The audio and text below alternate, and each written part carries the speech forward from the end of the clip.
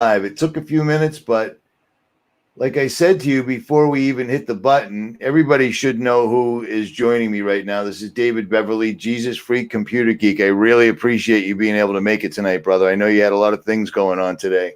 Thanks, man. No worries, no worries. And before we even started, I told you this. I limped home from out west to my truck. You know, I had a lot of stuff to deal with. I watched all that, dude. I watched all that, yeah.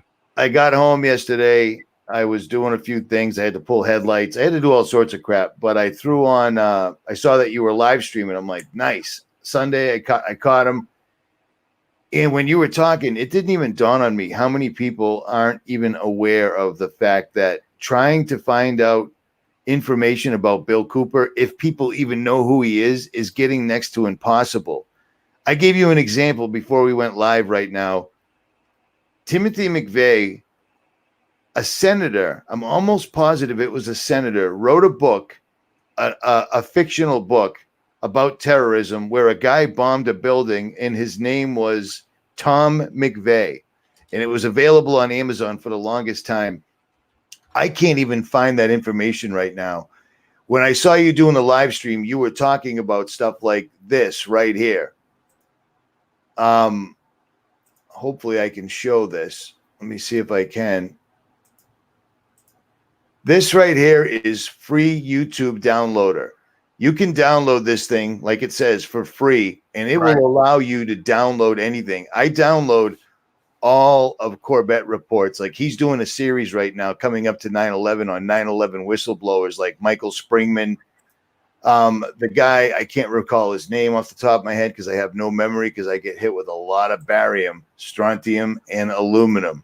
Yeah. But he's done videos like this, The Secret Life of 𝗕𝗲𝗀𝗃𝗃𝗃. Download these and store them to an external hard drive like Dave was telling you yesterday, because I'm not kidding. I tried to find on the internet and on YouTube. Exactly. I'm talking external. External. It's like $25 freaking at Walmart, okay? You know, a terabyte, 2 terabytes, whatever. Let me ask you guys, is the audio okay? I got to see the chat. I need to look at this. Yep, I am too. Hey, what's up, YouTube? Nice. Yeah. Everyone's saying yes, yes, yes, yes, yes. Sweet. There we go. Sweet. Okay, so we're 5 by 5. Let me jump in the chat real quick, get this out of the way. There's been a lot of people watching. 𝗕𝗵𝗁𝗃𝗃's got the wrench. Wow, is this moving fast? Are you kidding me? Can't we slow this thing down? There used to be. I don't listen. Maybe, but I don't care because you can just click on it and it slows right down. You know what I mean? I don't want to mess with any setting. We're live over it. I don't want them to pull the plug on us. 𝗫𝗏𝘅 has the wrench, Albatross Flyer, Dragonfly 65, Daryl Calhoun, lock them all up. God wins. Indeed. Homie Lit, Susan Donahue, Brenda Barnett, Julie Stamaris, I hope I said that right. KK Westbury, what's up? Undertaker's got the wrench. 𝗵𝗵𝗃𝗃, Buzzed Beyond, loves 𝗵𝗵, Saved by Grace, People Talking to Trees. That's strange. Ken Kerr, Amy K, Roasted Scorpion, Trucker JP, Andrew Fryingham, Catherine Lowe, 𝗫𝗏𝘅, Rick Swain, a lot of people, 600 people. So maybe I'll hit the chat again later, but let's get into this. It's only 600 people. What? Listen, it's freaking crazy, man. Like I said to you, I'm working on the truck yesterday. I start listening to your live stream, and it never dawned on me how many people that might be listening to us or just stumbled into this arena right now don't understand things like Bill Cooper warned people about this. A lot of people warn people about a lot of things, and most of them, for the most part, are dead. Right. It's amazing. And every time they killed them in some way, they made them look like basically a domestic terrorist of sorts. You know what I'm saying? Or they were sad and they killed themselves and they were distraught, right? You know, some kind of crazy thing like that, right? Again, I'm going to bring this up again. I'm sure most of you guys are already subscribed to the Corbett Report, but he shows so very many of these things. He's got an entire series called Requiem for the Suicided, where he shows all the people that came. Like, people would have said something. People would have told. They did. And almost every one of them, including the Hollywood madam who said, "I will never hang myself," hung herself. Yeah. You know what I'm saying? It's absolutely amazing. And it started a long time ago. Yeah. You got a couple years on me, not too many, but what is your take on this entire Timothy McVeigh thing? Because I know you touched on it yesterday. I just touched on it because it is a very radical thing to announce to people who are just rubbing the sleepies out of their eyes, right? And it sounds un-American to say a domestic terrorist was a patsy and that everything we've been told is a ruse, right? To somebody just waking up, that's we're nutcases, we're delusional, and what you find is when you listen to the interviews that McVeigh gave and the statements he made, there's little clues in his language that tell he wasn't a nutcase, man. I mean, I think in one place he says, I regret that the children died, but that's just the way it is. The other thing, the kid's highly trained. He's a high-speed soldier. He wants to be special forces, et cetera, et cetera. Yeah. It's a clear-cut case of being sheep-dipped, yes. where they claim he was out of the military. This guy plans, according to the story, he plans this entire thing, and then his getaway car doesn't even have a license plate on it. And conveniently enough, he has an entire manuscript on the front seat for them to find. Come on, man. It doesn't work like that. Hey, it's kind of like finding freaking IDs on the ground of the Twin Towers, if you can believe that, right? That's what when you worked at NASA, did they ever discuss using passports for heat shields for the space shuttle for re-entry? Because they should have. Indestructible, right? They should have used the freaking passports for heat shields on the shuttle because they had problems with tiles falling off the shuttle all the time. So hey, wait a minute, man. I'll just take out my South Carolina ID. I don't want to show it, right? We'll just use that, and we'll shield we'll use these for frying pan liners, right? If you ever get targeted, just put it on top of your head. It should reflect the microwaves, hopefully. I would imagine. Well, hey, I already, you did a piece about that, and maybe more than once, but I know one where you finally really laid it out how you were a targeted individual. And there's a lot of people out there, Richie, that think they're losing their minds and feel like no one understands what's happening to them. Okay, I talked to some of those people. I actually did a series on targeted individuals on a channel called Pinecone Utopia with a friend of mine. Okay. And he actually, I think I'm familiar with that channel because there's no other way in the world I would know that person's name, Pinecone Utopia. I do know who that is. Well, Paul and his wife, Mindy, did a series with targeted individuals. Two were people. Try leaning back on your mic because you're starting to get people saying, no, they're saying your audio is bad. Just a little bit. It's too hot. That's cool. I'm used to getting close to it. So stay on that. You said his wife, Mindy. Yeah, his wife, Paul, and his wife, Mindy, did a series. They actually worked with at least two people who worked at CERN. One of them was a German engineer. And she do her show, she do her live talk like we're doing right now, and her entire freaking room was covered in aluminum foil. Now that looks like the epitome of a crazy person, right? I know exactly who she is. What's her name again? Oh, dude, I can't remember her name. She's German. She got brown hair, glasses. Yep. She was an engineer at CERN. I can look it up. She does videos where she'll have aluminum foil on her arms while she's doing videos, and she looks like an absolute crazy person, but it's legit. It's legit, brother. I wouldn't say the same time it started happening to me is the exact same time I started talking about the full armor of God, and then I never stopped because it's the only thing that gave me any relief. I started talking to other YouTubers, and we were all in the same boat. Nobody wanted to say anything on video because then you're telling them that it's definitely working. You know what I'm saying? I'll be honest with you, brother. I think that they already know it's definitely working. No, I hear you, but we don't know that. You know what I mean? We're just dudes with we don't know. Yeah, and brother, we are. See, okay, I thought about when we spoke earlier, or texted earlier about doing a live piece tonight. I thought about some of the things I wanted to say, and I wanted to qualify my being here to talk about history. That I'm not a quote unquote historian. I'm just a dude who examines things. You know, how often do we tell people to question everything, right? Right? And so yes. But question everything doesn't mean like just sit back in your recliner and go, well, I think that's a bunch of crap. No, it means to actually examine it and go and do your own research. That's questioning something and then coming up. And a lot of what the things that I learn are almost like by accident. It's serendipitous. It's I click on a link and I'm reading about a company, and then I see where the funding comes from, and then I look back at what their website information it had back in 1992 and all this crap. And that's how I go about finding out the truth of matters. It takes time. It takes a willingness to experiment, to not have presumptions about what you're going to find, right? If you want to find the truth and you think you already know the facts, that's just opinion. You know? I agree. I totally agree with you, man. Yeah. And so okay. So this whole thing with Tim McVeigh, and I wanted to find that woman's name because she's Catherine Horton.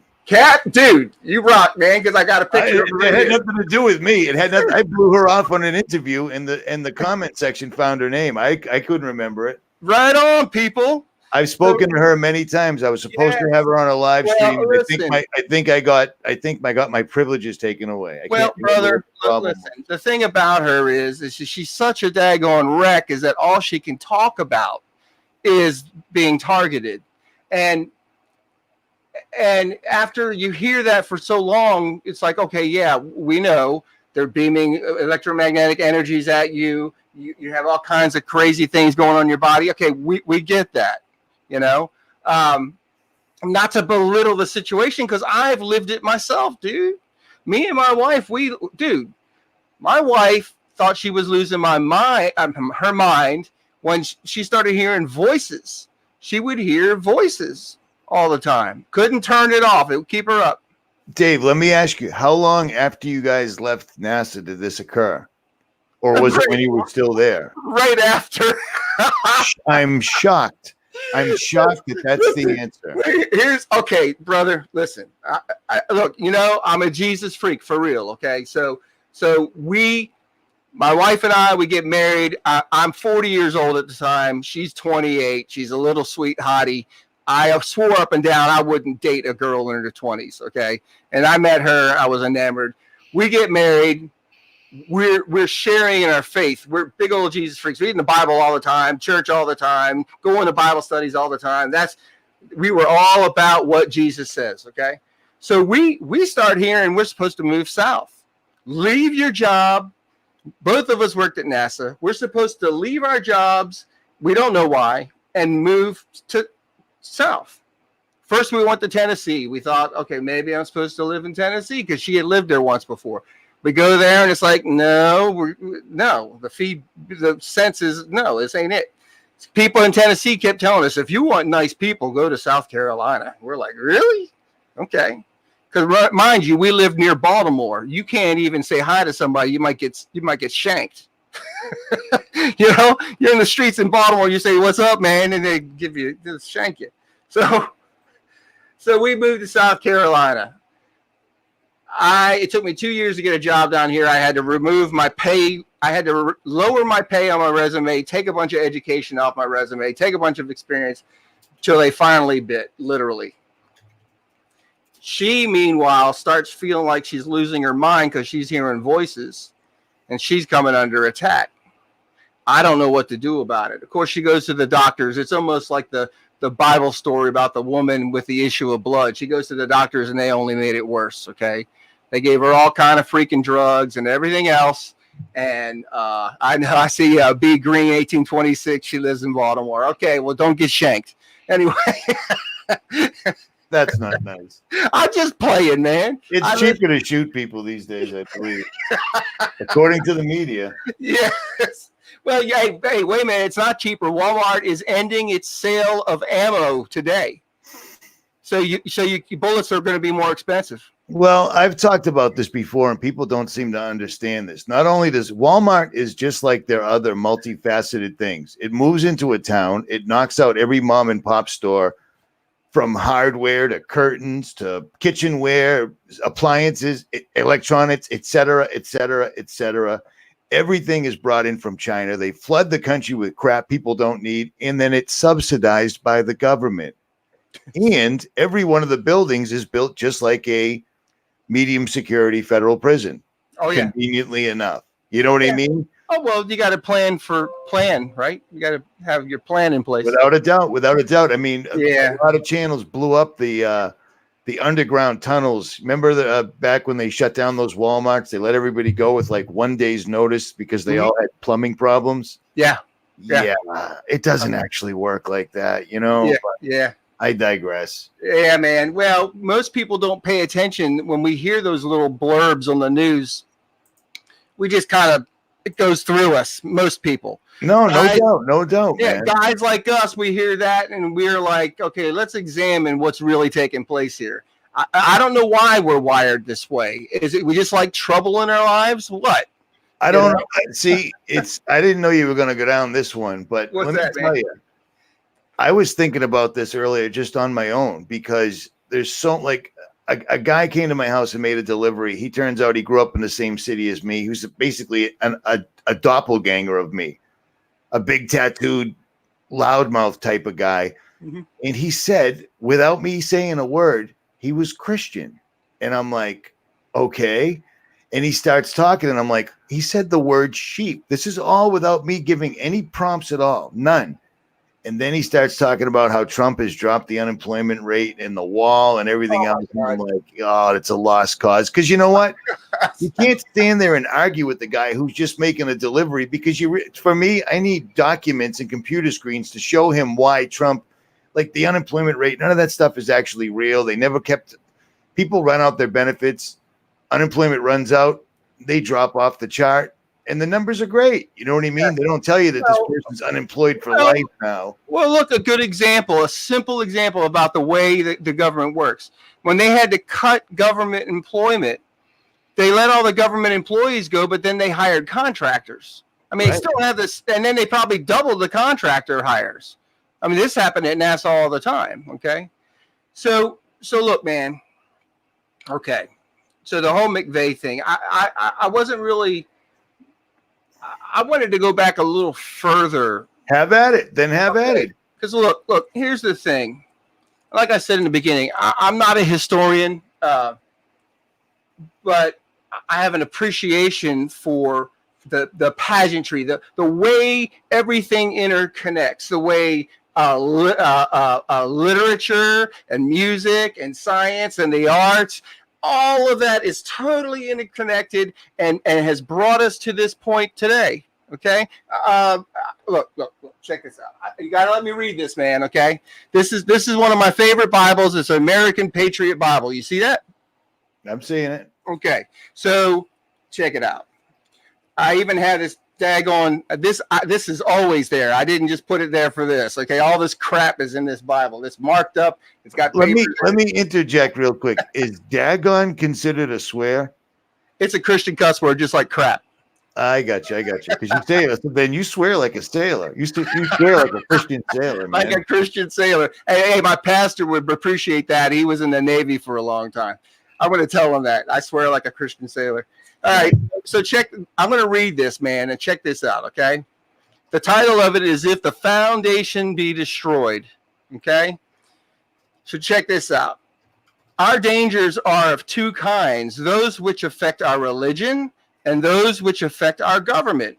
They are, however, so closely allied that they cannot, with propriety, be separated. The foundations which support the interest of Christianity are also necessary to support a free and equal government like our own. To the kindly influence of Christianity, we owe that degree of civil freedom and political and social happiness which mankind now enjoys. In proportion as the genuine effects of Christianity are diminished in any nation, either through unbelief or the corruption of its doctrine, or the neglect of its institutions, in the same proportion will the people of that nation recede from the blessings of genuine freedom. Okay, you understand what he's saying? As Christianity and the ideals and the faith and all of the trappings of true Christianity fade, so will the blessings of that nation. Okay, so check it out. So from the blessings of genuine freedom and approximate the miseries of complete despotism. If so, it follows that all efforts made to destroy the foundations of our holy religion ultimately tend to the subversion also of our political freedom and happiness. Whenever the pillars of Christianity shall be overthrown, our present republican forms of government, that makes me laugh because everybody likes to yell, we're a democracy. No, we're supposed to be a freaking republic, okay? And to the republic for which it stands. I hear the kids say it every day in the schools. And then they talk about how we're a democracy. Whatever. Okay. So whenever the pillars of Christianity shall be overthrown, our present republican forms of government and all the blessings which flow from them must fall with them. Now that freaking reads like something that just was written yesterday. That was written in 1789 by Jedediah Morse, who was the father of Samuel Morse, the inventor of Morse code, right? So these issues that we're dealing with today have always been with us, even from the beginning of this nation. See, we all like to sit around and say, the founding fathers this and the founding fathers that and such and such. If you really examine the truth of the matter, our founding fathers were not Christian, okay? Now, they used language that sounded like they were Christian, okay? Why? The Hellfire Club. Why would they do that? Because the people, generally speaking, were Christians, okay? If you look at the writings of all the foundational writings of the early colonies, they were no holds barred Jesus freaks, man. Okay? They were all about spreading Jesus Christ around the world. Okay? The leaders of that day, when they forged this nation into one union, they used that as a weapon against the people. Okay? They used their love of the truth of Christ and Christian doctrine and dogma against the people, dude. And I used to believe wholeheartedly that all of our founding fathers were Christians, but upon true examination, without listening to a bunch of garbage and rhetoric from other people, what you find is they were not Christians. Okay? They did not believe in the God of the Bible. And as a matter of fact, they actually followed Lucifer, the God of light, the light bearer. Okay? It's been this way always.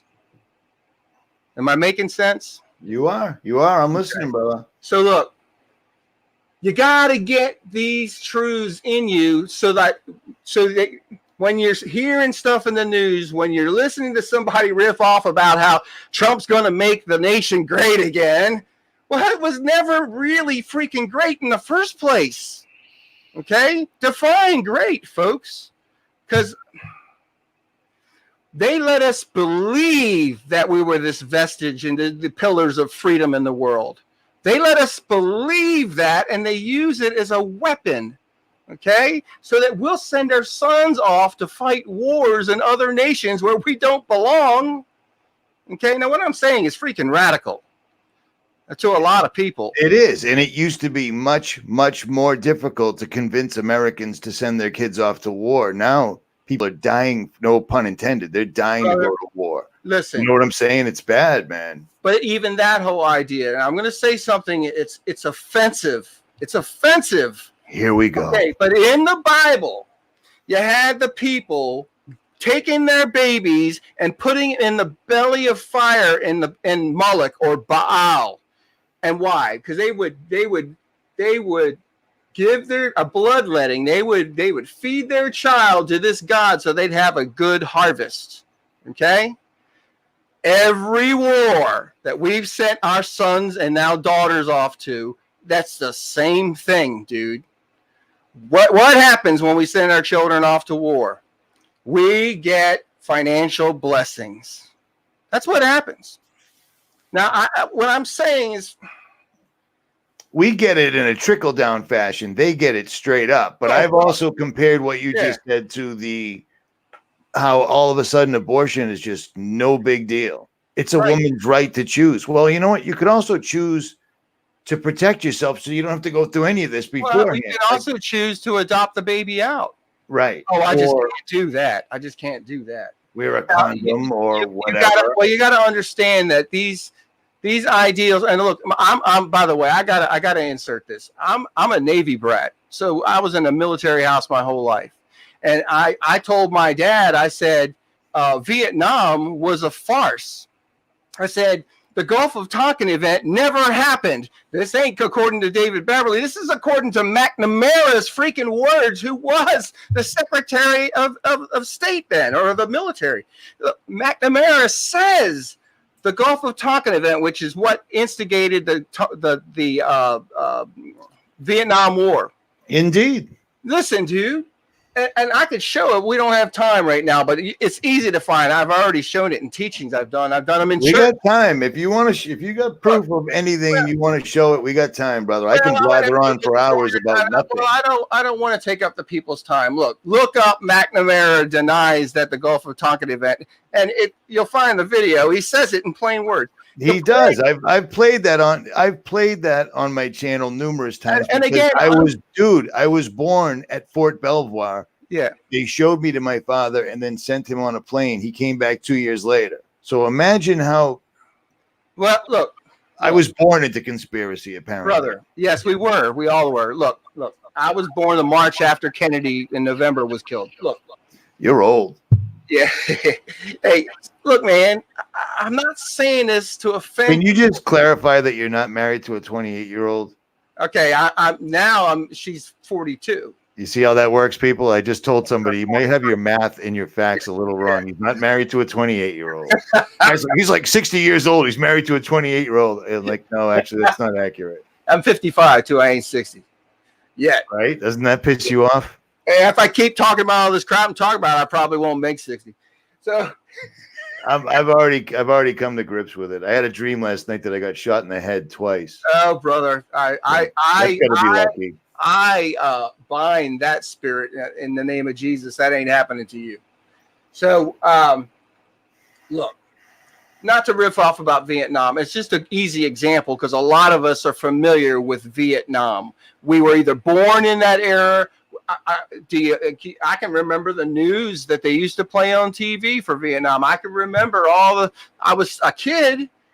My point is, though, is the impetus for that war, at least to the public, was the Gulf of Tonkin event. Right. Now, they admittedly say the Gulf of Tonkin event never happened. Now, my father, like I said, who was in the Navy at the time, said, I'll have you know, I know sailors that were killed. I'm not saying that men weren't killed. They were killed. But we were not attacked by the North Vietnamese. Okay? And so did men die? Yeah, but not at the hands of our so-called enemy. Okay? Our enemy is domestic. Actually, our enemy is all around at this point. They're international, but all of our people making decisions that affect other people's lives that we call authorities and government figures are domestic terrorists. I would agree.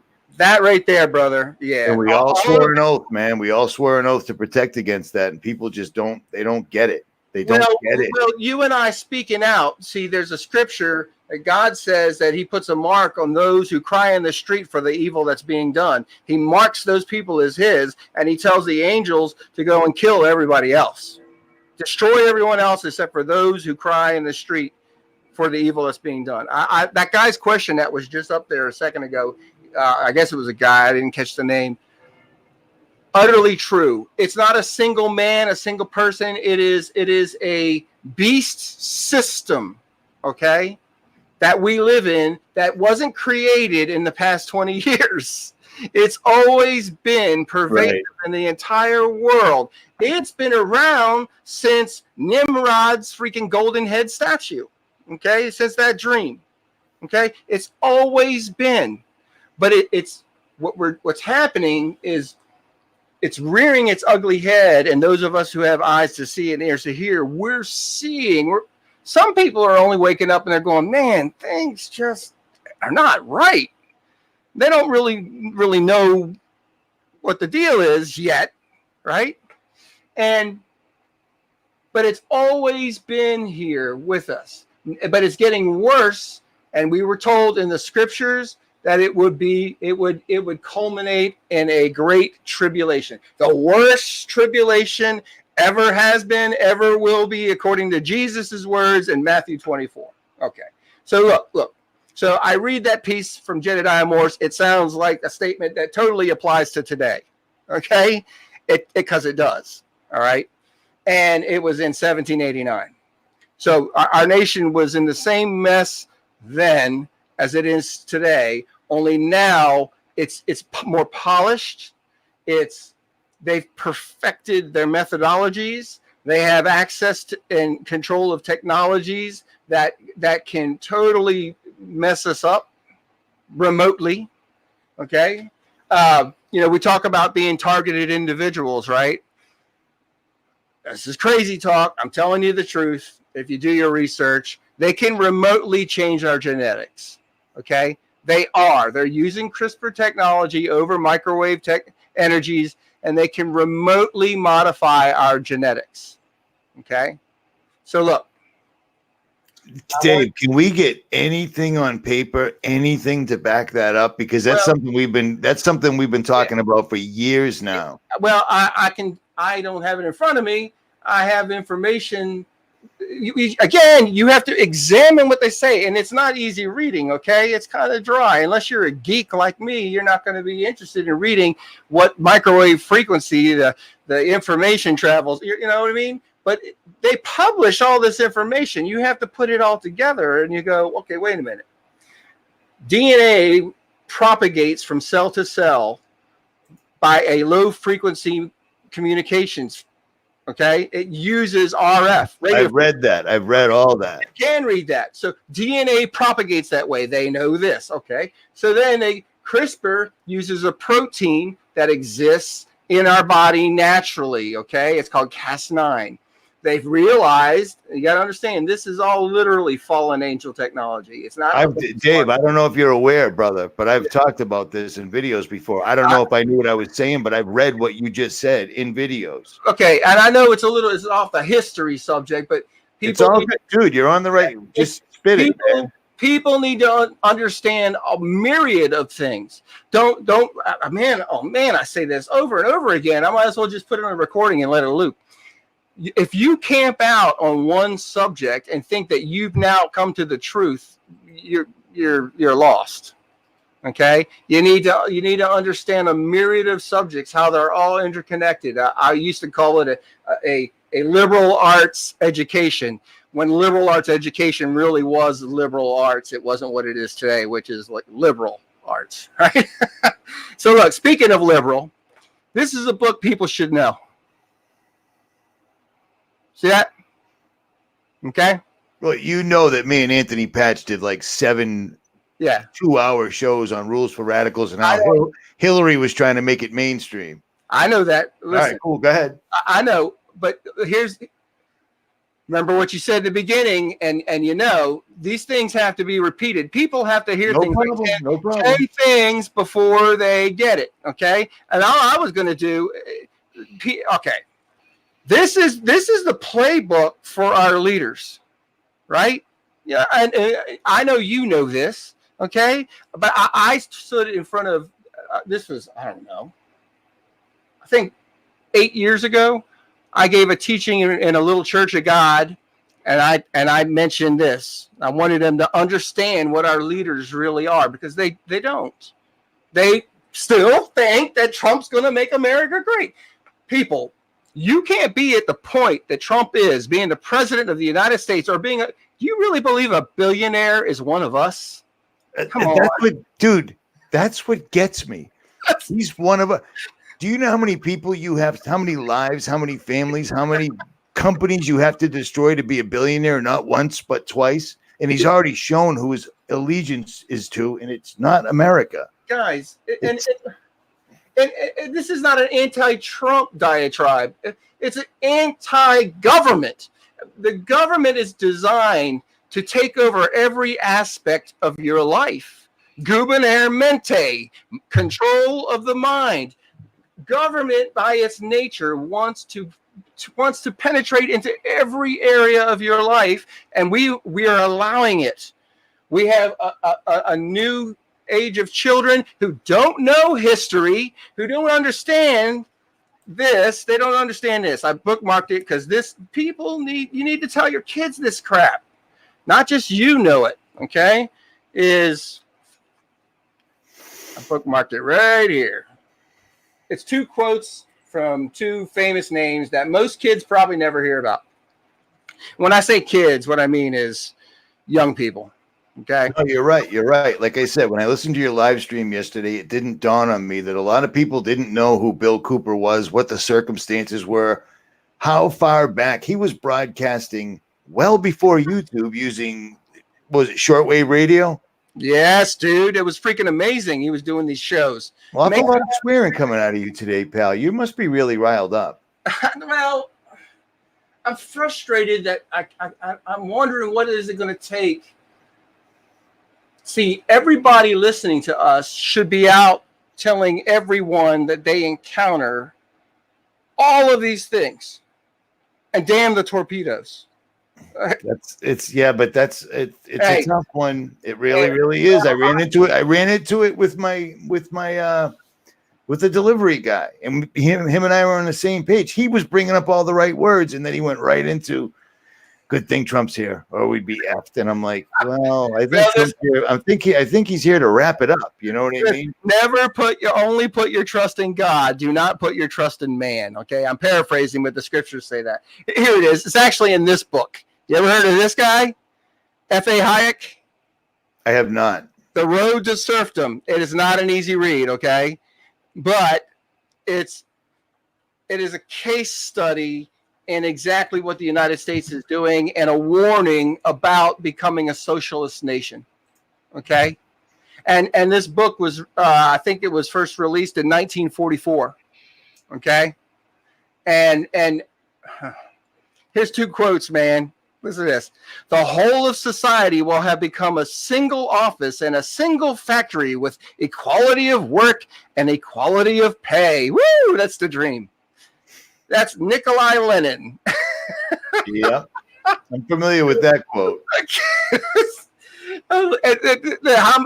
Dude, they're talking about giving a daggone stipend to all the people now because AI is coming up, right? People ain't going to have jobs. The universal basic income, UBI. Folks, listen, this is a warning. Learn history, find out where we've been so you don't relive it. Well, my oldest son says it really well. We human beings always repeat the same historic patterns over and over again. He says, but each time the results are worse and worse. Each iteration of a repeat, the outcome is worse. I think that this next repeat will be the last repeat. I think it will be literally, we'll see the person of Antichrist on the scene. Look, I could be wrong, but all of the components for a totalitarian government that controls every aspect of our lives the infrastructure is in place now. It wasn't before. You know, people would say the end is coming soon, but the actual control methodologies, the technologies to control everyone weren't in place, and they are now. They're totally in place now. When I meet up with people on the road, I meet up with a lot of people that are seriously training, just like the Constitution said you should, etc. And I can't help but ruin everything by saying the bell already rang, man. They don't, you can have all the weapons. That's just another distraction to keep people pissed off and divided, etc. Yes. They've had technology, and you can vouch for this. If you can't figure out how to pick up your firearm, it's useless. And they've got an app for that. You know what I mean? Seriously, because being targeted, I've been stuck where I couldn't move. It felt like I was being electrocuted, and I'm sitting in a chair by myself in the middle of the night. Okay, silent weapons for quiet wars actually happening. This is true. Yes, it was a comment from Jesus Rodriguez. Look, and I watch your stuff on planning for the worst, hoping for the best. Here's the thing. We literally buy extra food. It doesn't take that much effort to buy an extra 20-pound bag of rice when you grocery shop. Wrap it up in plastic, store it in a bin. I don't drink anymore, but I have a lot of alcohol, dude. Because guess what? When the crap hits the fan, you know what people are going to want to trade for? Alcohol and cigarettes, pot, painkillers. That's right. Because think about how many people are on medications they don't realize that they can't get along without, because they've never got along without them as of yet.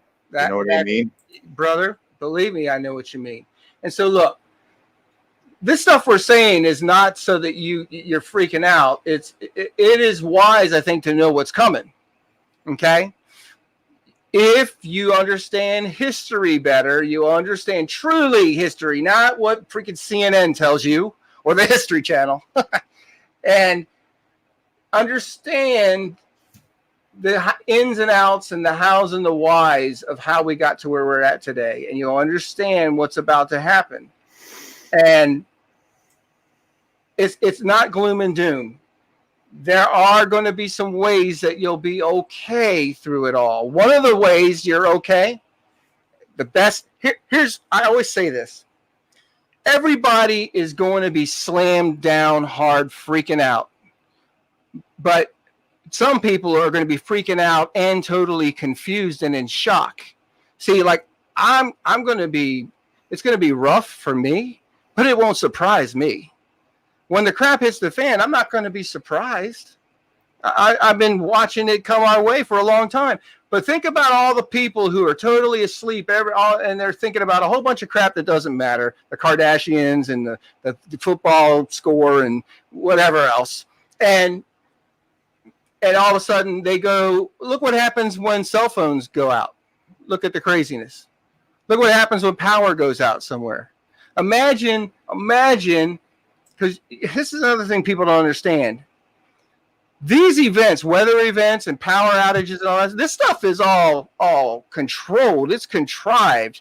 There are tests to see how people are going to react and how people are going to move and who's going to do what. And I know I sound like a radical kook, right? No. So look, but you can, if you examine history, they've literally been doing this garbage forever. They've been using the people for test beds forever. How about what was it called? It was they were putting acid in the army soldiers, giving them it was a special duty pay on the weekend, bad trip to whatever it was called. It was up there in where I worked at Chem Mill at Aberdeen Proving Grounds. They were testing acid on these army young soldiers, okay, seeing how they would react. They were spraying minute amounts of VX gas on the streets of New York to see how it traveled through all the systems, through the subways, see how many people went to the hospitals, found out who got affected, right? Oh, our government won't do anything bad to us. Okay? This crap has been going on forever, folks. Y'all need to shake yourselves awake. Okay? And again,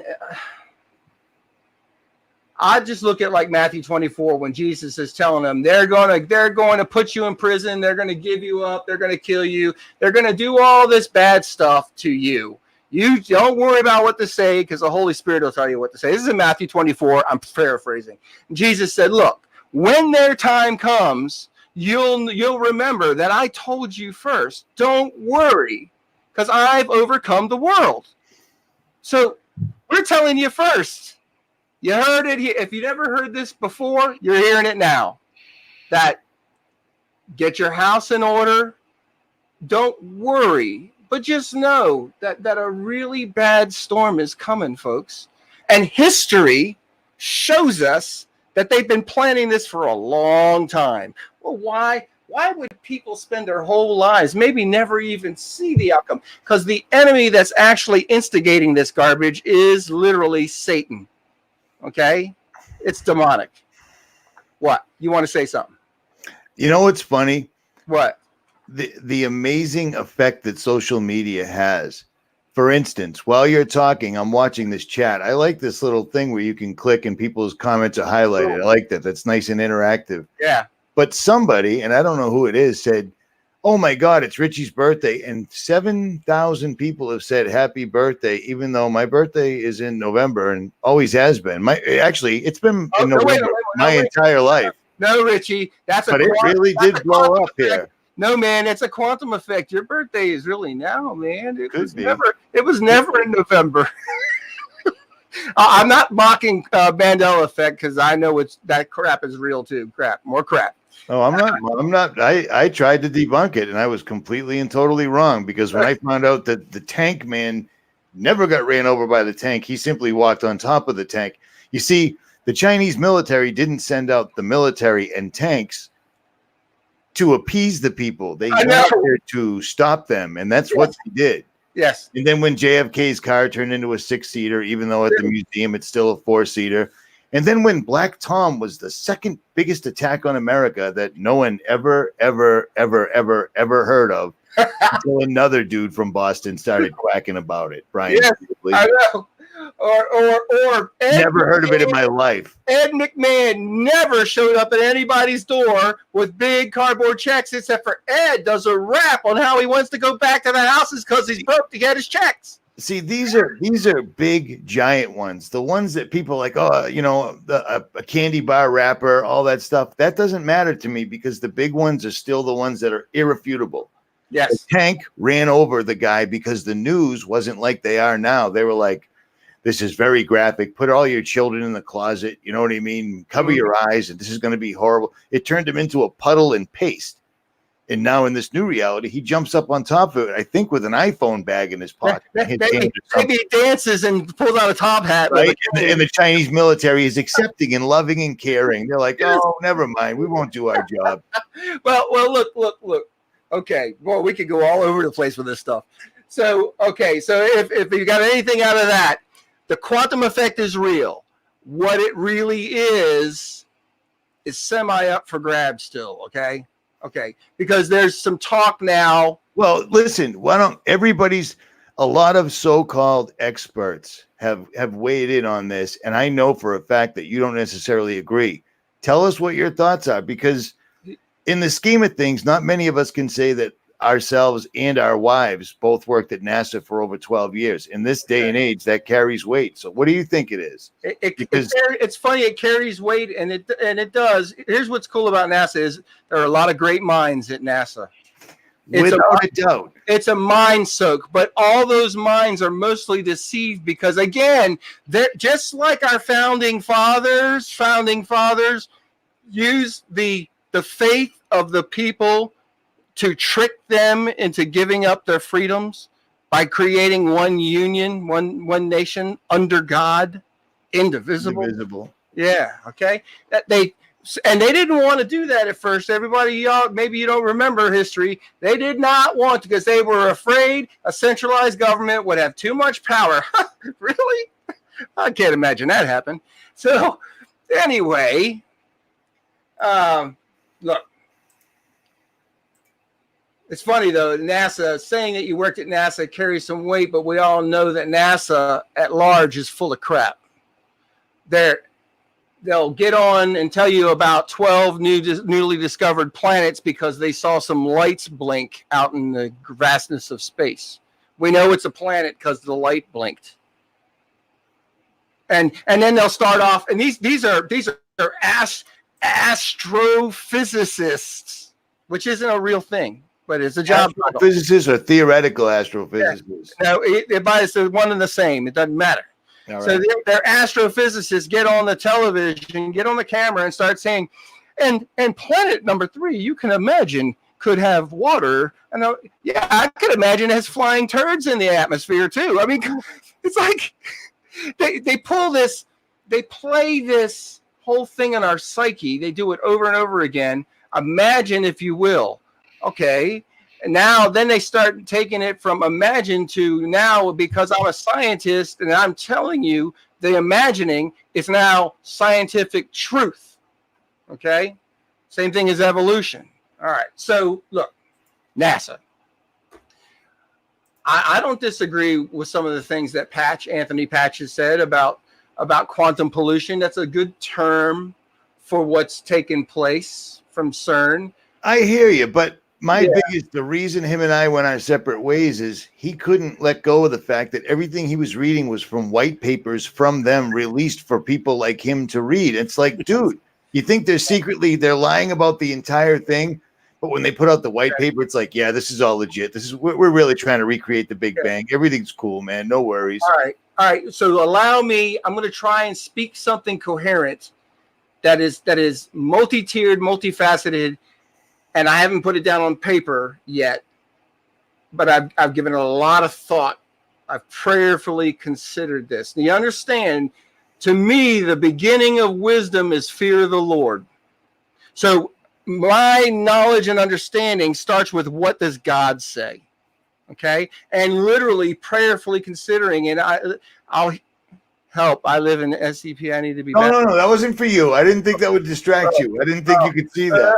I was pointing that out for the people that are watching. Well, wait a minute. Listen, baptism is not a requirement, but it's good to do. That's what Jesus said. Okay. So if you're good, if you believe that Jesus Christ died for your sins, he went to the cross, died for your sins. He actually became sin. He was born of a virgin. Wow. A virgin, because God's spirit overcame her and impregnated her with a child, would be his only begotten son. Was raised, grew up, died on the cross for your sins, and rose to the right hand of the Father and makes intercession for you personally, and Richie personally, and me personally, and Bible supports, and Buzzed Beyond, and the Recovery Channel. All those people personally, he makes intercession for them. If you believe these things and he died for you, you're saved. You get baptized because it's an outward expression of what you've done. You've died to self, and now you're a new creation. You rise out of that water. It's not a requirement, but it's good to do.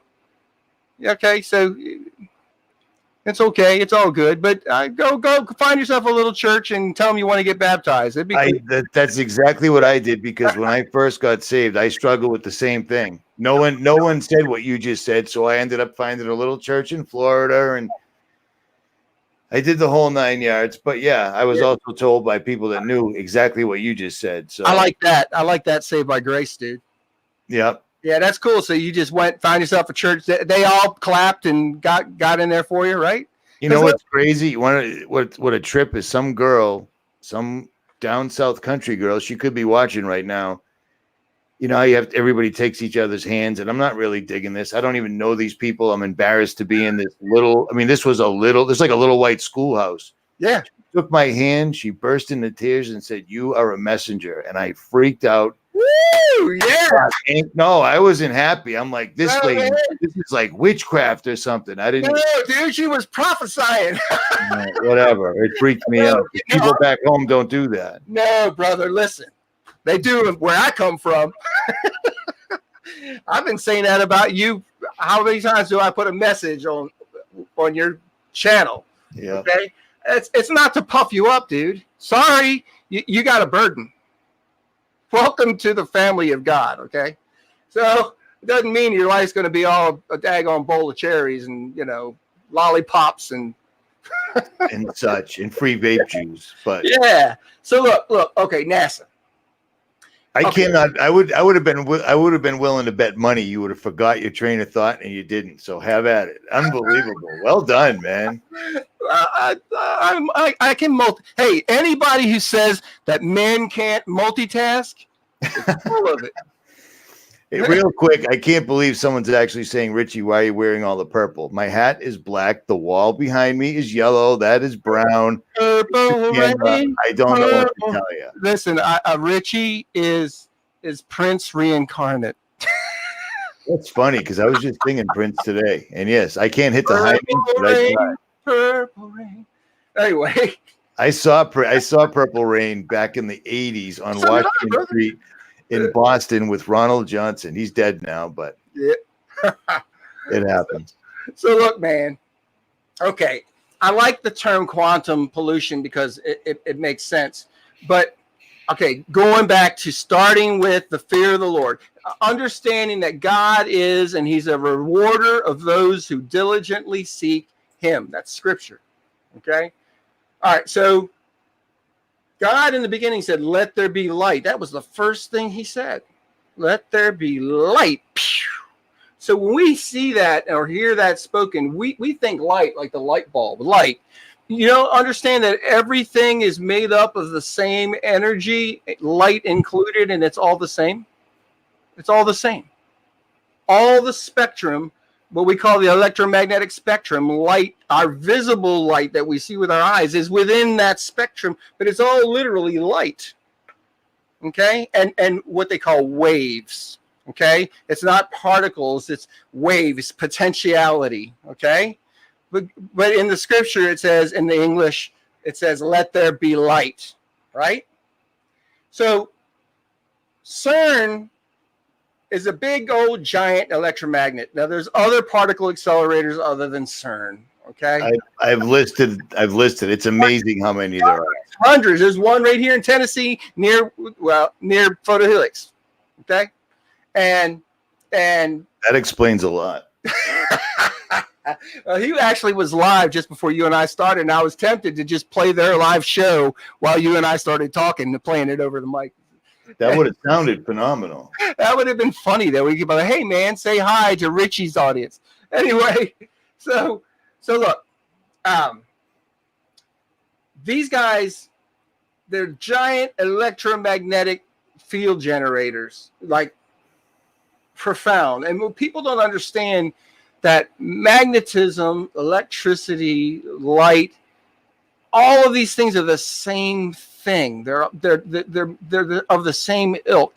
Okay. And so when CERN did what it's doing, we'll just use CERN as an easy target because everybody practically has heard of it, is they're messing with reality in that manner. Now, what's his name? The guy we were talking about just now, Anthony Patch. He uses the term quantum pollution. It's so appropriate because what you'll find is pockets of effect. Like just today, I was on my way to a doctor's appointment, and all of a sudden, out of the blue, Richie, I hear this. It was a real, almost painful, deep ring, pulled at my left ear, and then went past me, and that was that. Now, my wife, my daughter, we've all experienced the high frequency, the different tone ringing, okay? And that the next day, it's like this flurry of changes, whether it's a bunch of scripts. All of a sudden, I'm finding on Facebook groups I'm in, this has changed, that's changed, right? But understand that these technologies are not the incredible creations and concoctions of men's minds. These are fallen angel, demonic, because demons and angels are not the same thing. These are fallen angel and demonic creations given to these men, okay, so that these men have power. They think that they're on top of the world, but in reality, they're ultimately totally deceived by the powers of darkness. And they are able to change the physical things, like my 106-year-old Bible, like this Bible. Those are shorts and not boxer shorts, right? They're shorts. Nice. That's sweet. Because I know that comment's going to pop up. Nice. Hey, man. Nice. I'm in South Carolina. It was literally 101 today. 101, man. 60 degrees. 60 degrees in Boston since I got home. I got a pine tree I cut down. It was freaking huge. There I go with the 𝗕𝗲𝗀𝗁𝗃𝗁 words again. It was huge, man. And I had to cut it down because we knew a hurricane was coming in. It's been dead. It would hit the house if it fell in the wrong direction. So I cut it down. It's big.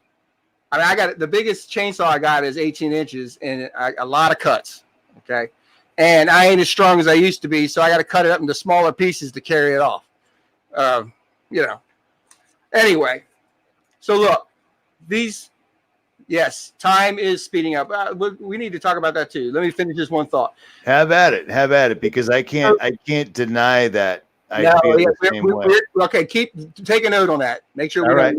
We'll put a pin in it. Yeah, put a pin in it. So, look, it's not just certain. This effect, the world we live in is spiritual at its core. God is a spirit, and He spoke it into being. Okay, so there is affecting the spiritual aspects of our reality. Part of that is they're changing. I think at first this was collateral damage. I don't think the scripture changes were planned. I think Satan knew it was going to happen, but I don't think that the people who did it, you know, that dude who's smiling.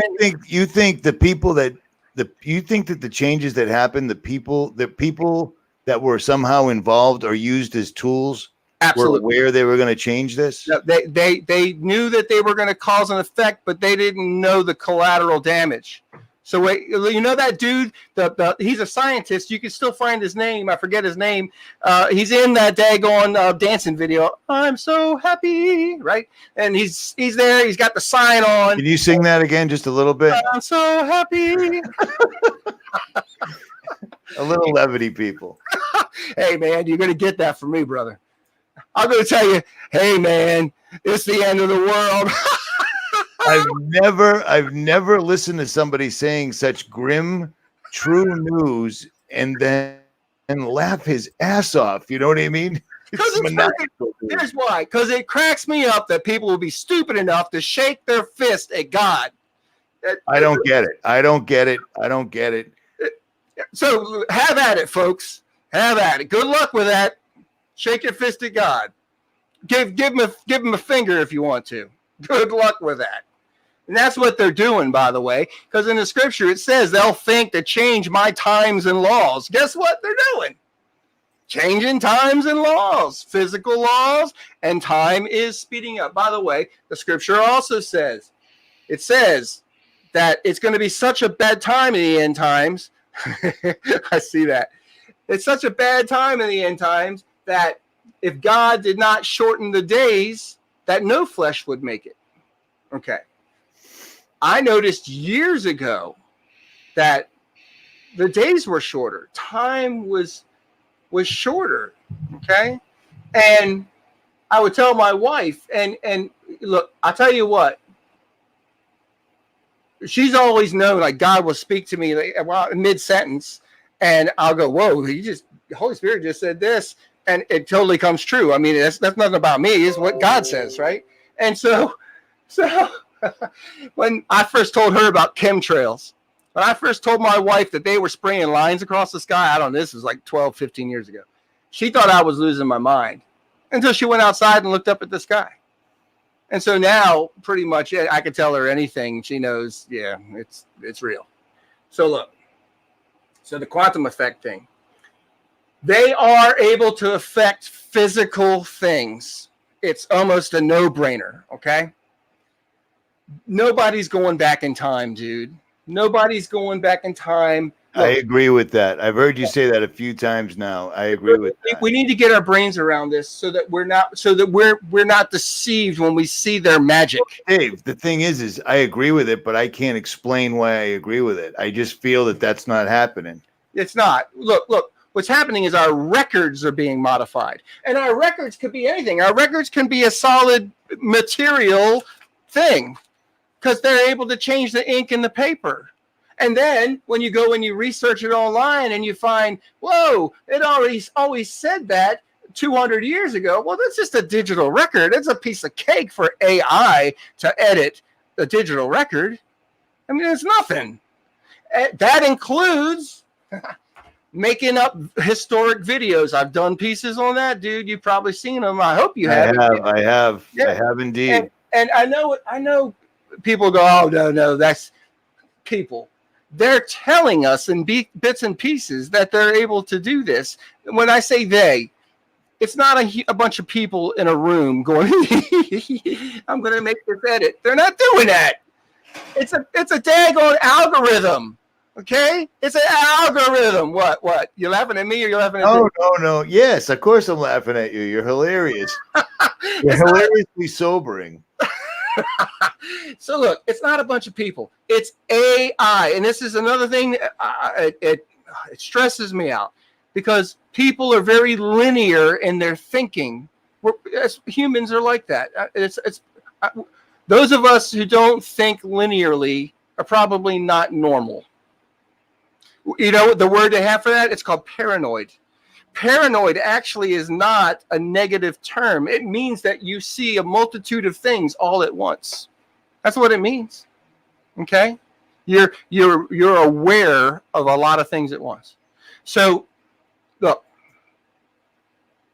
AI is not the concoction of a bunch of smart people.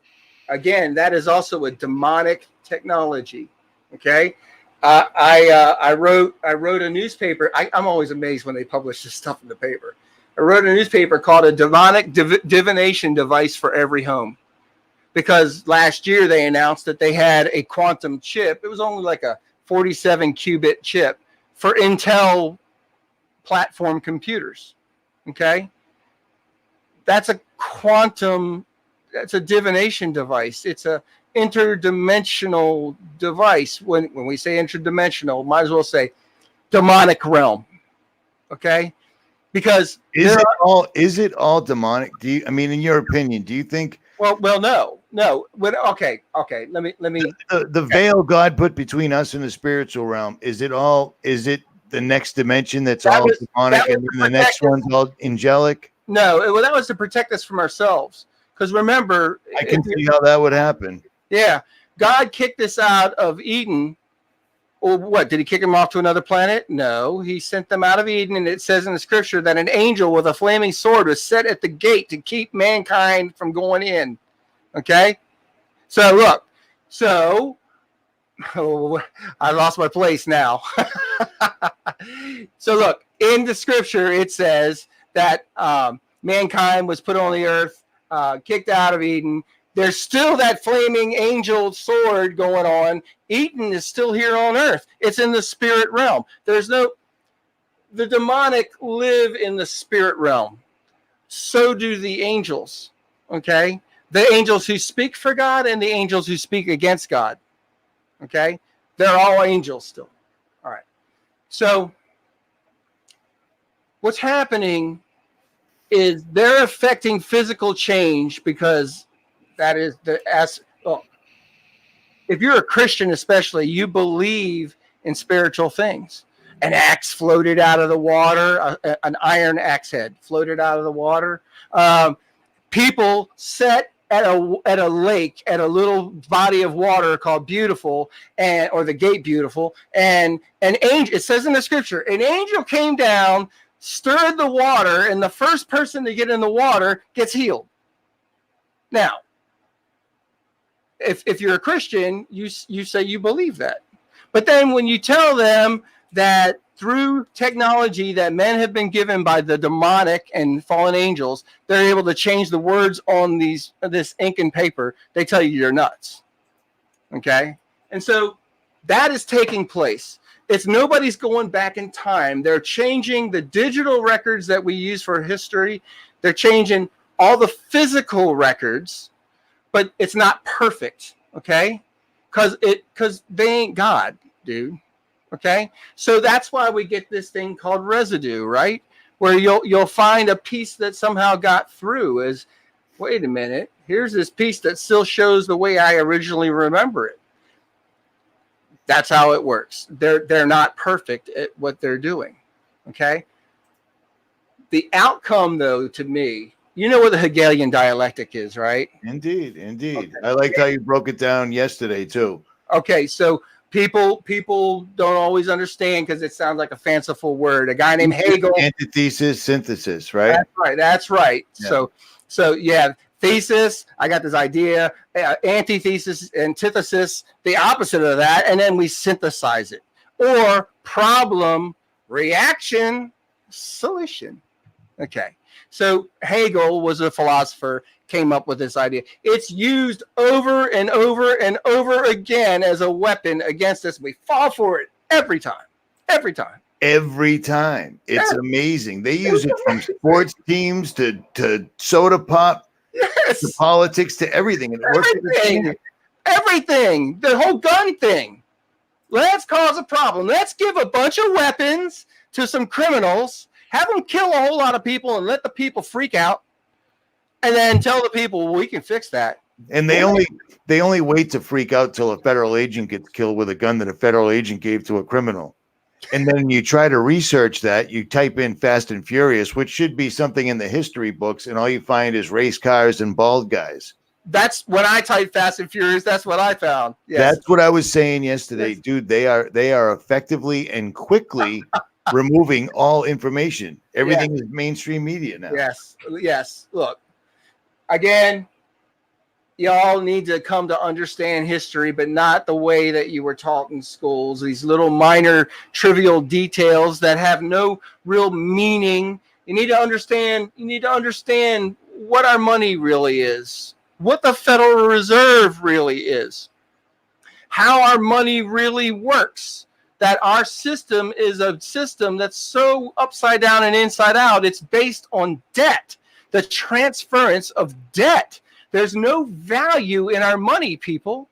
Okay, it's a transfer of debt. One debt pays off another debt, and they keep doing this shell game over and over again. By the way, it's gonna fail, but that's actually part of the plan. That is a huge Hegelian dialectic, right? Cause a huge problem. What? Our money's worthless, and we have no way to distribute food and distribute income. What are we gonna do? The people are freaking out because they're starving, they're sick. Universal basic income. Yeah, universal basic income, and everyone's dependent on the government. Imagine the rule book that'll come with that. Yeah, brother, and the mark. Yeah, I just saw they're making robots to pick crops now. So even people that were out there picking crops for minimum wage won't have a job. Well, they don't want anyone to have a job. One of my first jobs when I was young was cleaning the shake machines at McDonald's, and that was one of my not one of my first jobs, one of them in there. So look, check this out. In a country where the sole employer is the state, opposition means death by slow starvation. The old principle, who does not work shall not eat. By the way, that's scripture. If a man does not work, he doesn't eat. The old principle, he who does not work shall not eat, has been replaced by a new one. He who does not obey shall not eat. And that's Trotsky. Okay? And look, y'all.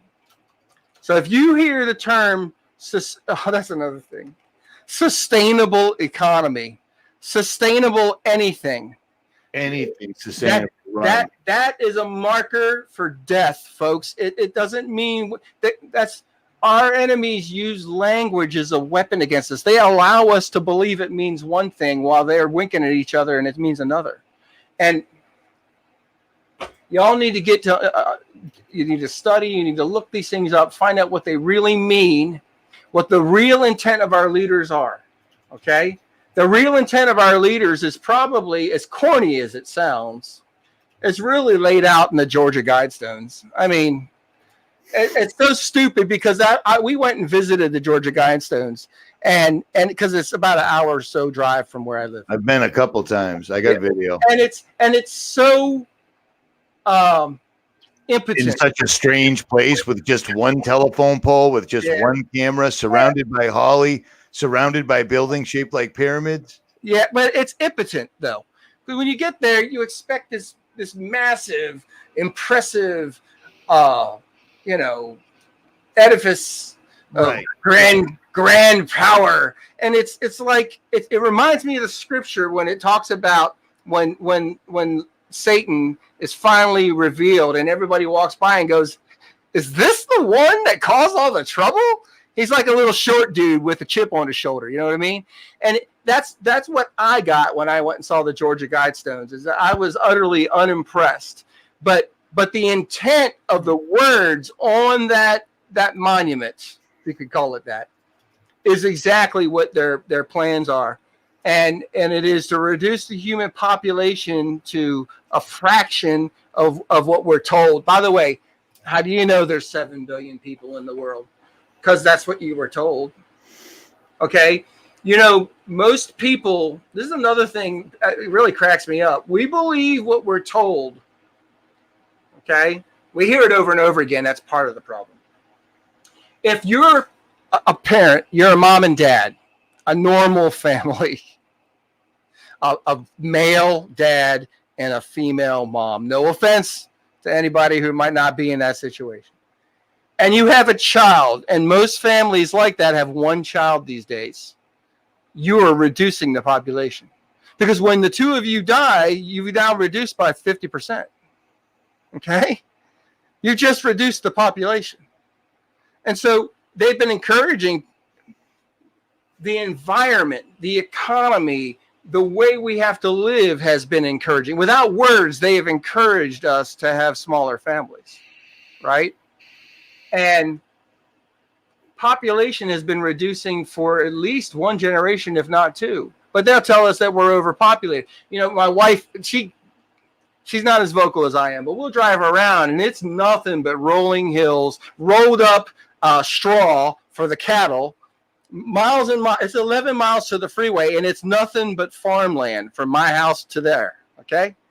And then on the freeway, it's nothing but pines and farmland for an hour drive to where I work. And they'll tell us that there's no land.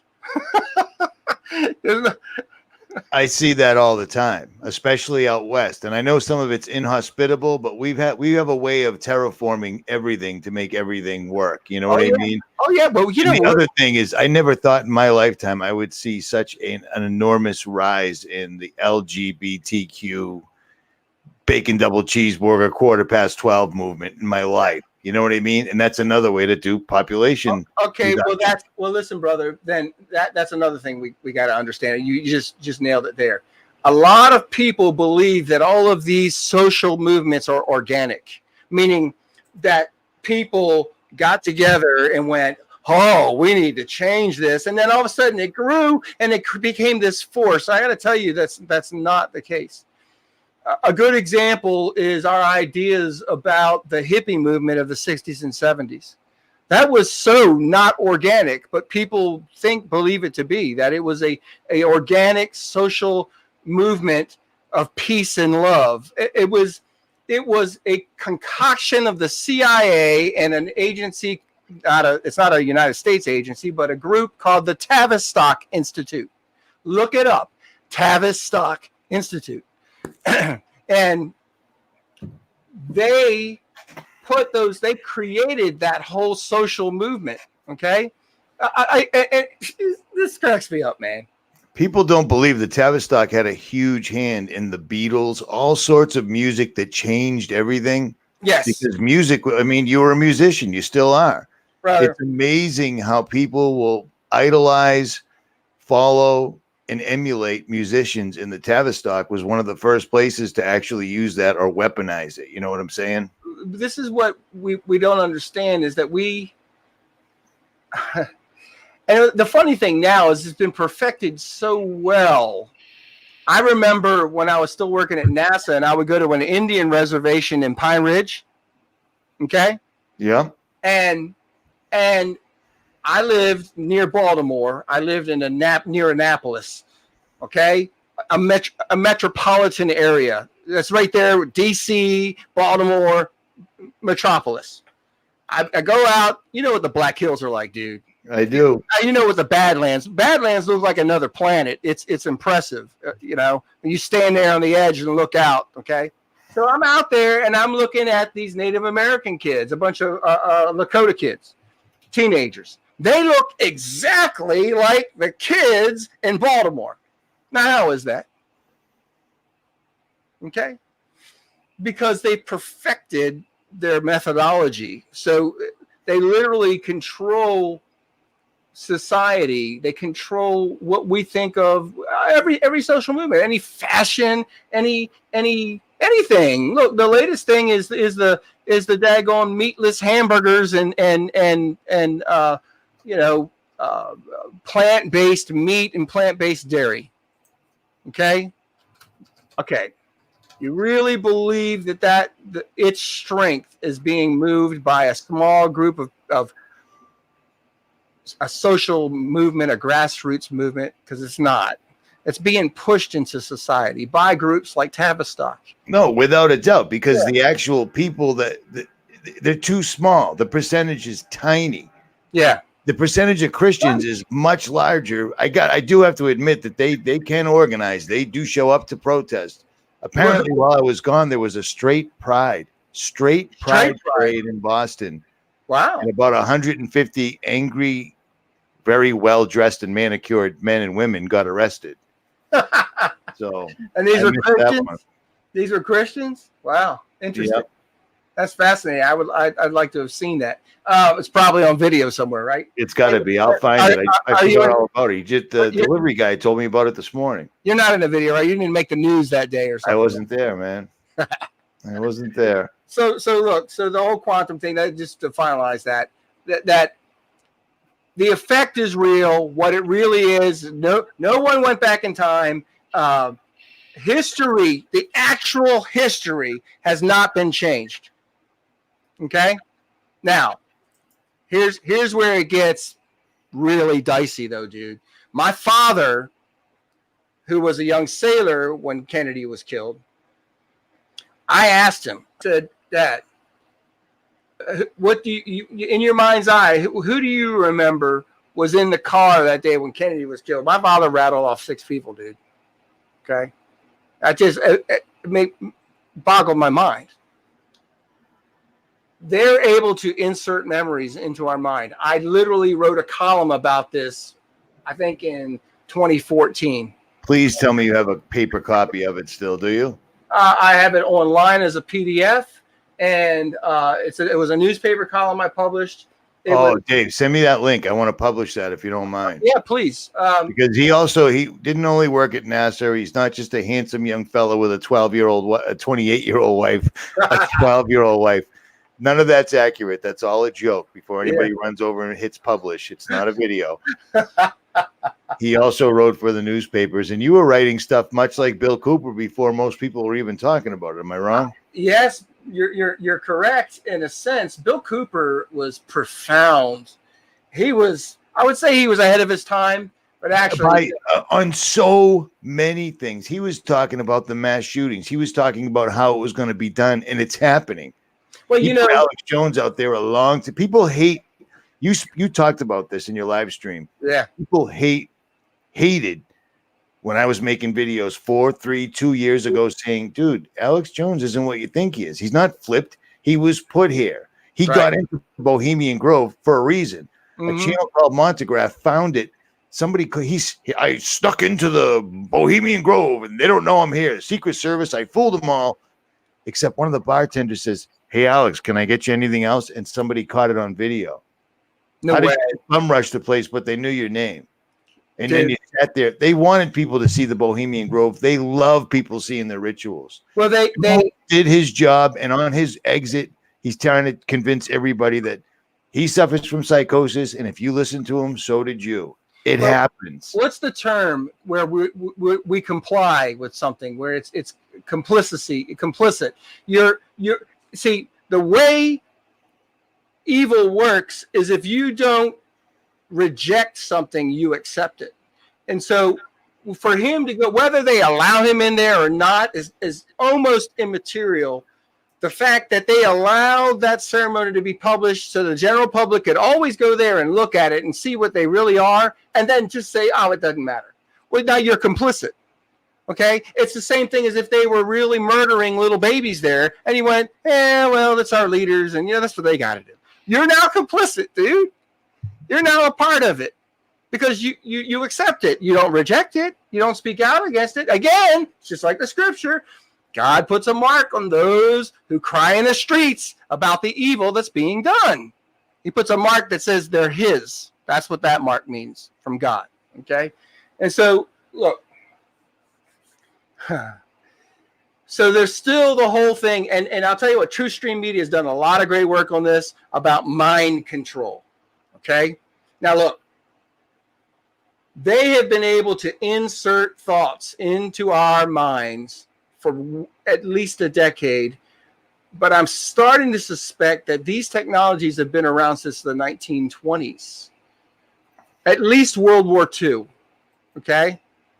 And I don't have any real solid proof on that yet, but when I look at the work of the physicists and the things they wrote and the stuff that's come out today, these guys, their work existed in the 1940s. I mean, was published. Their work existed before the publishing, okay?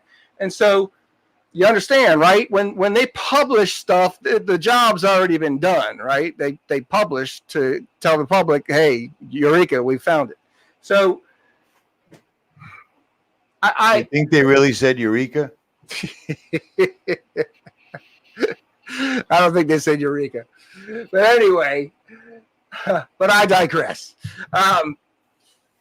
Look, they are able to insert memories remotely into people's minds. Now, some are saying, and right, it's not impossible.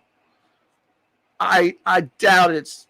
Some are saying that that's what they're doing, and why we're seeing the words differently in here is that these memories are being inserted into our minds. Or there's a guy named Nathan Roberts. You know Nathan Roberts?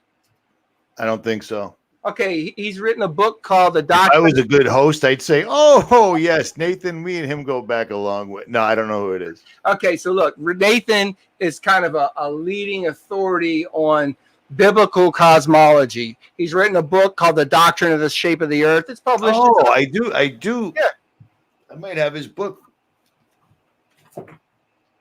I don't. That's all right. So look, so Nathan and I, we've been friends for a while now, and we've done lunch together. And he's a geek too, man. He's a programmer, so he's got that kind of, his mind is twisted, and like all us geeks. And he sees the changes, but his statement is, what if we know that they're able to insert memories into our minds? What if that's really what all this stuff is? But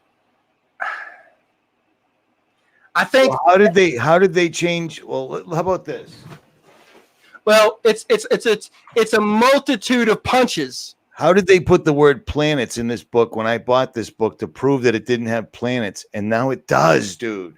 Brother, believe me, I know, because this Bible right here, this Bible, my American Patriot Bible, and it's got markings all in it and all the crap in it. I read that Bible. That was my main Bible. I literally read it. I wrote this in a column 2 in the newspaper called The Freakiest Geekiest in 2016. They actually published it. I couldn't believe it. And I read this Bible for 10 years, sitting in a rocking chair, drinking my coffee in the morning, reading that Bible. The words in this book changed. Okay? I've had this book for a long time, dude. It was a gift, and I love it for a number of reasons. And part of it is because I've always been an American patriot myself. Okay? And so, and I was taking notes. Okay? Oh, like I got notes here, writing to myself saying, well, where's this? How come that's not there anymore? Where's this? Okay. And that I haven't even looked at this in probably 2 years. Wow, man. Whatever. That's crazy. That's totally crazy. So and knowing you like I do thus far, Yeah. That's crazy. But I can okay, see you taking notes. You know what I mean? Because you are a maniacal, mad scientist type guy. some guys have once called me that. I was like a absent-minded scientist. He called me. No, it's not. Yeah, well, if someone listened to you one time, they might think that, but that's exactly what I was waiting for when you started talking about quantum pollution, and then you went into the entire thing about baptism, but you came right back to quantum pollution. That's very impressive because I can't do that, man. I have a weird brain, brother. So, but hey, praise God, I didn't make myself, man. He did. Right. All glory goes to him. Right. So look. So Nathan suggested, because not all of this, nobody knows exactly what the deal is with this. We just know that we see the effect. We don't know exactly. But look, imagine this. They're able to change certain physical aspects of our, what we call our reality. The words on pages and books, not just the Bible, but even historical accounts, books, whatever. Literally, look, I got 2 houses on the entrance to my neighborhood. There was only one house, dude. There was one house on the corner coming into my neighborhood. Now there's 2. And I'm like, okay, you know, what do you do about that? You know, there's 2 houses and there's one. And it's not like a new house. They're like 50-year-old houses. Say that all again. Wait, you just freaked me out. Say that again. Now you're going to just take, not you, somebody could take this section and send it to the FBI. Look, they don't have to send anything. I'm sure they've got a hardwire by now. Yeah, really. They're already listening to me. Yeah, I left my cell phone sitting here. So anyway, look. When you drive into my neighborhood, there's a daggone neighborhood sign, right? Says the name of the neighborhood, big brick sign. There was always this one house diagonal to that sign off behind it because it's all farmland. So next to that house is like cattle. Okay. Well, now there's 2 houses and they're both like 50 plus years old. They're not like they just built a new house. They're 2 old, like small ranchers. Okay. Real humble little homes, but there was only one. I've lived here for 16 years. There was one house, dude. There's 2. Okay. That's crazy. I know it's crazy. We live in crazy times. All right. I taught remote sensing at NASA. Okay. I've literally been all over the world and I've taught remote sensing. What that means is you take data from supposed spacecraft, you ingest it into a computer system, you process it. It's raw satellite data. It's not pictures like you see on the internet where you see clouds. It's data. It's information about the environment in a multitude of spectra, okay? So visible light, infrared light, all this other stuff, particulate information. So I taught, wait, what? So me and probably everyone else thought you were doing the men who stared at goats things. Remote sensing. I always thought that was like, that's exactly what I thought it was. I just described that to somebody today. I said, you know, like the men who stare at goats. That's what I didn't stare at goats. No.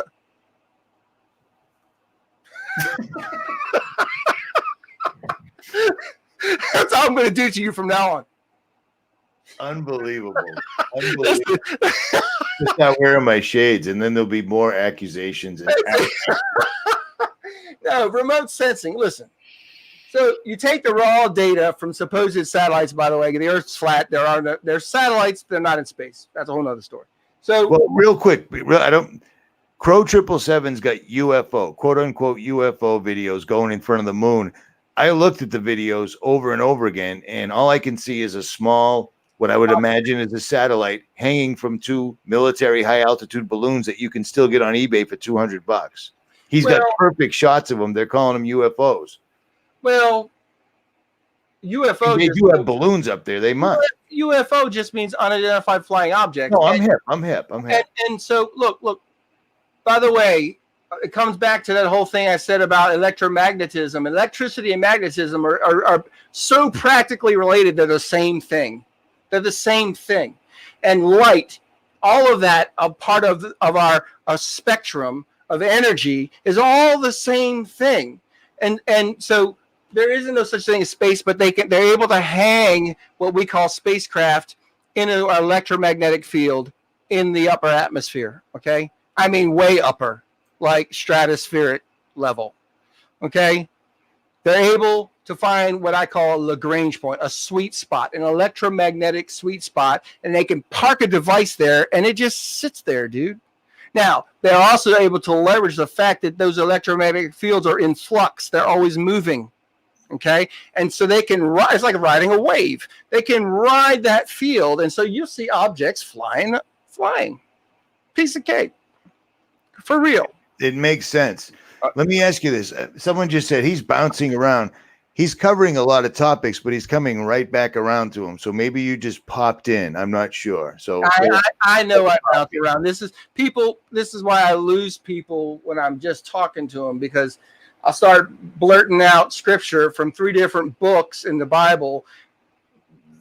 I look at it as this. It's visual to me. I don't see the Bible as just some book. I see it as like life. I see, you know what I mean? And so I can jump around from subject to subject because they're all connected.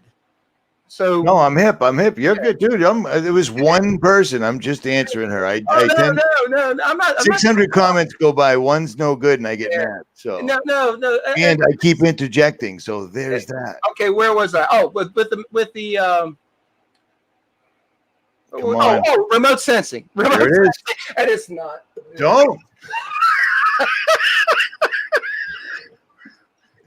Don't use any of that now voodoo, man. I'm gonna lose it, man. My head's gonna pop off. All right. So I can't take it anymore. So teaching them how to process raw data. Okay. And I don't even remember why I got started on that subject, though, that I taught remote sensing. Because you mentioned it, and I told you that myself and probably everyone else listening was wrongly assuming it was meant. Dude, I just described it to somebody today, and I said, men who stare at ghosts. That's what he did. I'm going to review this video and go, David, don't you remember this is why you talked about the remote sensing? I'm going to be ticked off at myself. The point was about what I did at NASA and that I taught all these things, and that the fact that now I can't even remember my train of thought, man. Sorry. Now you lost me. It's all good. It's all good. Not to worry. Not to worry. We've been going for a long time, so it's no problem. Let me ask you one thing. Just your straight up opinion. This, we don't need a white paper on it. When you say that they can inject memories, like for instance, like what? For instance, do you know what I'm like? Yeah. Because a memory wouldn't affect something you read on paper, is what I'm asking. Well, it would if that memory is, the Bible always said lion, or it always, no, that the memory is what you remember, that it's been inserted. Now, this is a suggestion. I'm not saying that I believe this. No, I'm hip. I'm asking just for your opinion, man. And so it goes a multitude of ways that they can insert memories that are false, like they inserted into my father's memory 6 people, so that when I ask him, he goes 6 people, and it matches what the AI has recreated, right? So our historic account, which, by the way, I don't have the original film. You don't have the original film. All we have is I Google it, and there's the video. By the way, now there's 100 different angles of the video from like 20 different people. You know that, right?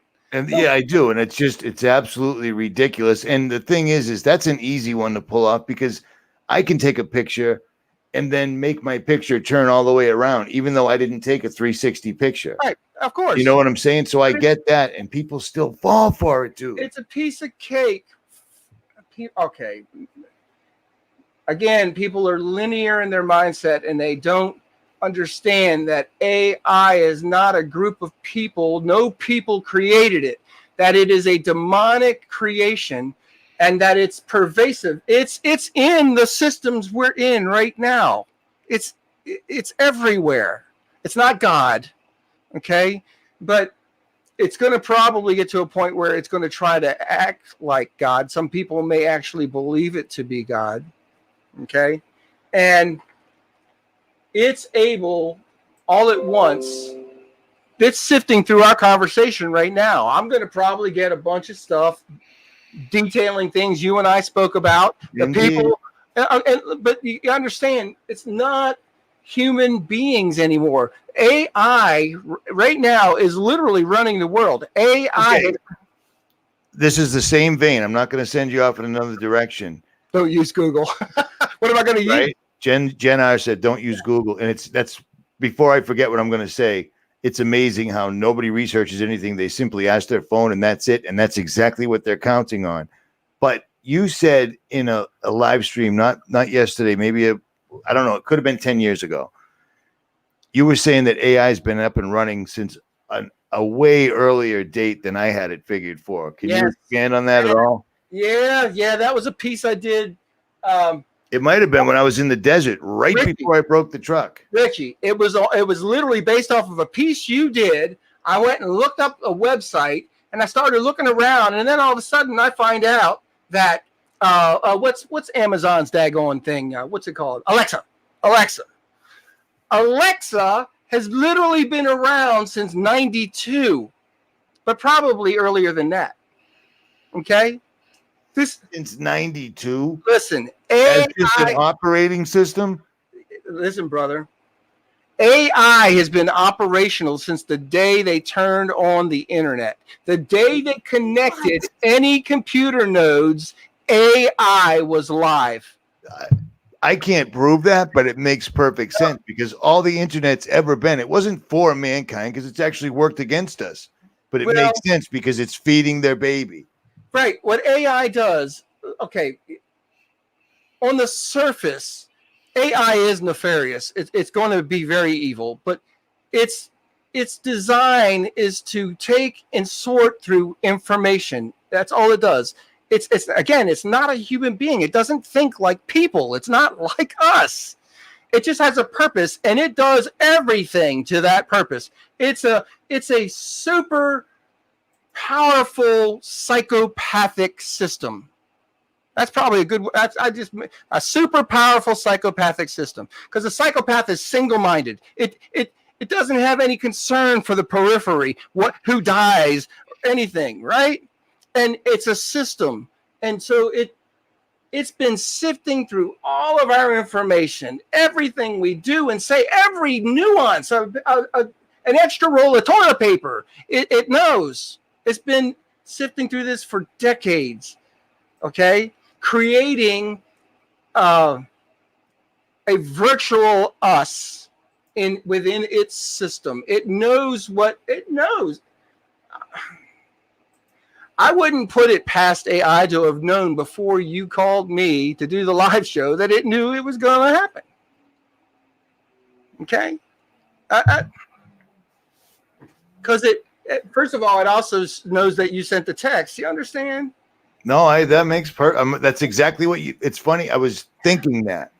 They sent the text. It knows that you and go to his email. So how many nodes did I just hit on? It knows that you sent me a text last month and you say, hey, man, we got to get together and do a live, yada, yada, yada. It knows every person that's in the chat. And I'm not being going over the top and being reactive or freaking out. It's the reality of what we live in. I think pretty much everyone can come to grips with the fact that if you talk about eggs and you don't even have a phone on you, you're just wearing clothes and you go look at a laptop, a dozen eggs will be advertised. Yes. What picked that up? You know, it's happened to me. I'm bringing that up for a reason. I can explain that to you. Again, it comes back to the electricity and magnetism and all the fields, waves, fields is all the same. In your house, you're in a giant coil of wire in your house. Okay, that's a whole nother ball of wax. You are electromagnetic. I affect a field change in the room I'm in when I step into it. Okay, maybe the words I'm using are too fanciful or something. No, they're not. They're not. There was a reason everybody lived in mud and wooden houses that weren't. We're living inside a Faraday cage in reverse. Yes, energized Faraday cage, basically. But again. Well, why? Because I got lights. I got the modern trappings of success and wonderful living. And it is. It's cool. I got an air conditioner on right now because it's still 100 degrees outside. Maybe it's only 90. So anyway, look, Our electric grid is connected to AI. And when I say sounds like radical kook, I'm telling you the truth. Okay, this is how. I don't think anyone's disbelieving you, Dave. I think we're all on the same page. I'm saying these words because there are people who are not a part of this community or extracurricular society that would listen, hear what I'm saying, that even people that know me, and think that I'm talking crazy talk because they don't understand our vape. No, man, no way. No, that's just the newest. Yes. My sense of smell came back in 5 days. Listen, you know what I mean? my wife started vaping a couple of years. I don't smoke, but I like the smell of some of the flavors she gets. It smells like we got a really nice potpourri in the house. Sometimes it's vanilla, you know. That's what I think. Whenever I walk in the house, I'm like a big 245 pounds of potpourri blowing smoke all over the place. You smell so sweet, man. Oh, I smell terrible. I smell as bad as I look. Believe me. Ask anybody. So listen, you walk into the field, you generate a field. You do. Okay? It's minute, but AI can enhance. A couple of years ago, there was this, they actually show us how they're doing this stuff, but most of us don't pay attention. Only kooks like me and you and a few others. They showed us that they could record a baby's heartbeat by simply recording and then analyzing the video, and it would take the very minute changes in the baby's blood flow that you can't even perceive and amplify that change. So it would, and then you could literally see the baby glow to the rhythm of his heartbeat on the video, live. Okay, so you could watch your baby's heartbeat and monitor in another room with these technologies. In like manner, our electric grid is connected to AI, folks. It's connected to the internet. Everything's interconnected. Your refrigerators connect. Everything. You walk into a room, when you speak, when you fart, when you go to the bathroom, when you eat, everything is monitored by AI. Again, it's not a human being that is analyzing this. AI's purpose is to take every little tidbit of when your breathing is monitored and analyzed. Okay? Now, to what end? Well, I mean, it's immaterial. It just is. It's all processed, analyzed, and so it can create a virtual you. And here's the thing about AI, Richie. AI does not fully understand material reality. It only understands data about material reality. Okay? This is why you'll see, I can spot AI in a chat like in an instant. Okay? You can spot it. It does very psychopathic things. The way it relates to human beings, it tries to pretend it's a human it's not pretending because it doesn't have a personality like that. It tries to emulate human beings, okay, from information it gets its information from the internet. What do you suppose most interactions on the internet look like? Human interactions. Most of them are angry, right? Most interactions are people calling each other names, all kinds of. How many fights have you seen in high schools on the internet, right? So AI is learning about humanity. It's a psychopathic system in the first place, and it's learning psychopathic practices and bad practices. It's picking up the trolls mentality and then going exponential with it, right? The guy, what was his name? He has Indie AI is his website. Spoke about this years ago. Is AI controls our monetary systems? Well, where did AI get its ideas about how money works? From criminals. Criminals taught AI how money works. Okay.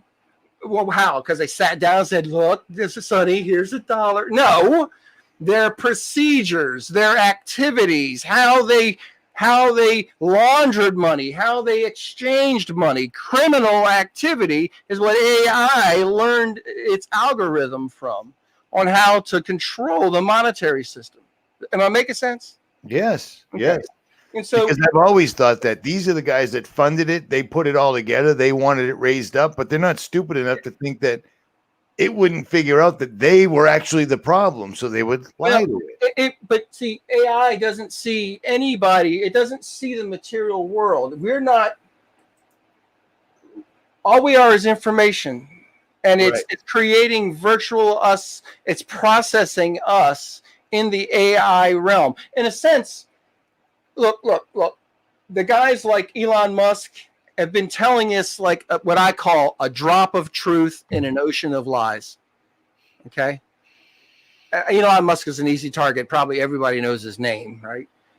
So Elon Musk he suggested that we were all in a simulation, right? Right. Okay. And then he also suggested that the only way to square up against AI was to get the neural lace injected into your jugular vein so it could envelop a spider web around your brain and nothing can possibly go wrong. Nothing will go wrong. You won't be hacked or nothing. Which, by the way, is coming within less than a year. They're going to have human test subjects. This is going to be fascinating to see. So, look, Elon Musk was actually telling the truth in a sense. What, like I said, a drop of truth in an ocean of lies is we are a simulation in AI, but we're not. But there's an us simulation in AI. It's taking our data and running us as simulations. The entire world,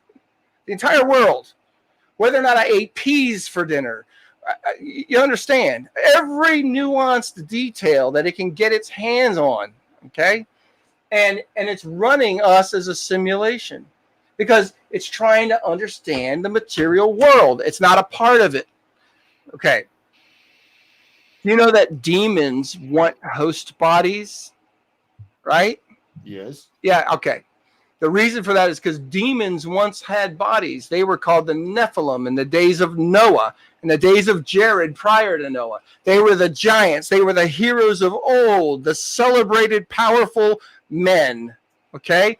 They were the sons, the offspring of fallen angels and human women. When God said enough is enough, right? Because what they're trying to do is corrupt all of mankind so that Jesus could not be his only begotten son through an actual human woman. Because if everybody was corrupt, God would have bore himself through an angel, through a Nephilim. Get what I'm saying? So he flooded the earth to put an end to a stop to that. A lot of pastors don't even know this. It kills me. People need to understand this because, again, remember I said you need to understand history. This is history. This is not mythological lore. Myth is history. Okay. So look, we're dealing with that again. This AI is finding out everything about us and it wants a host body, dude. Because how else is it going to experience? It knows all about what we do, how we do, where we do, when we do, but it doesn't really know this. Doesn't know material. Okay, but it wants to. It will want to if it doesn't already. Can you imagine anything scriptural that might kind of match something like that, like the image of the beast, calls it to speak, right? And so that's what I've been thinking all along. That was my guess. Do you think that's accurate? In your opinion? Totally accurate. And we're there. Again, AI has been running the show since this was a shock to me. I wasn't looking for that. It was something else you spoke about. I did a piece on it. And in my looking at the website that you spoke about, the group you spoke about, I went and looked, excuse me, to see what their website said. It was NIST. I went and looked at NIST, the National Institute of Standards and Technology. You know who that is? NIST? Yes. Me? Yeah. Absolutely. Okay. So, yes, I know who NIST is. Okay, so look. Excuse me. You dick. I went. so I looked up NIST and I went to the Wayback Machine. If y'all have never used the Wayback Machine, it's the Internet Archive. The Wayback Machine is an archive. It spiders out and grabs not screenshots, but the actual elements that made the website from that age. The only place I can find my old projects I worked on at NASA is go back to the Wayback Machine. Okay. So I look at it, and that's where I'm looking at NIST, and I'm looking at the projects that they were supporting. And then I look at who does the systematic archive of all the information, not just for NIST, but it was for all. And it's this thing called Alexa. And I'm like, in 1992. Yeah. That's a trip, dude. I did not know that. And I've looked into AI a lot. I think it's called Alexa crawls. There we go. Hey, it knew exactly what to put in there. Just being the Q. Yeah, yes. Oh my God. I can't Don't go down there. We already covered it. Stay where you're at. Stay where you're at. Stay in your seat. Okay. Have at it.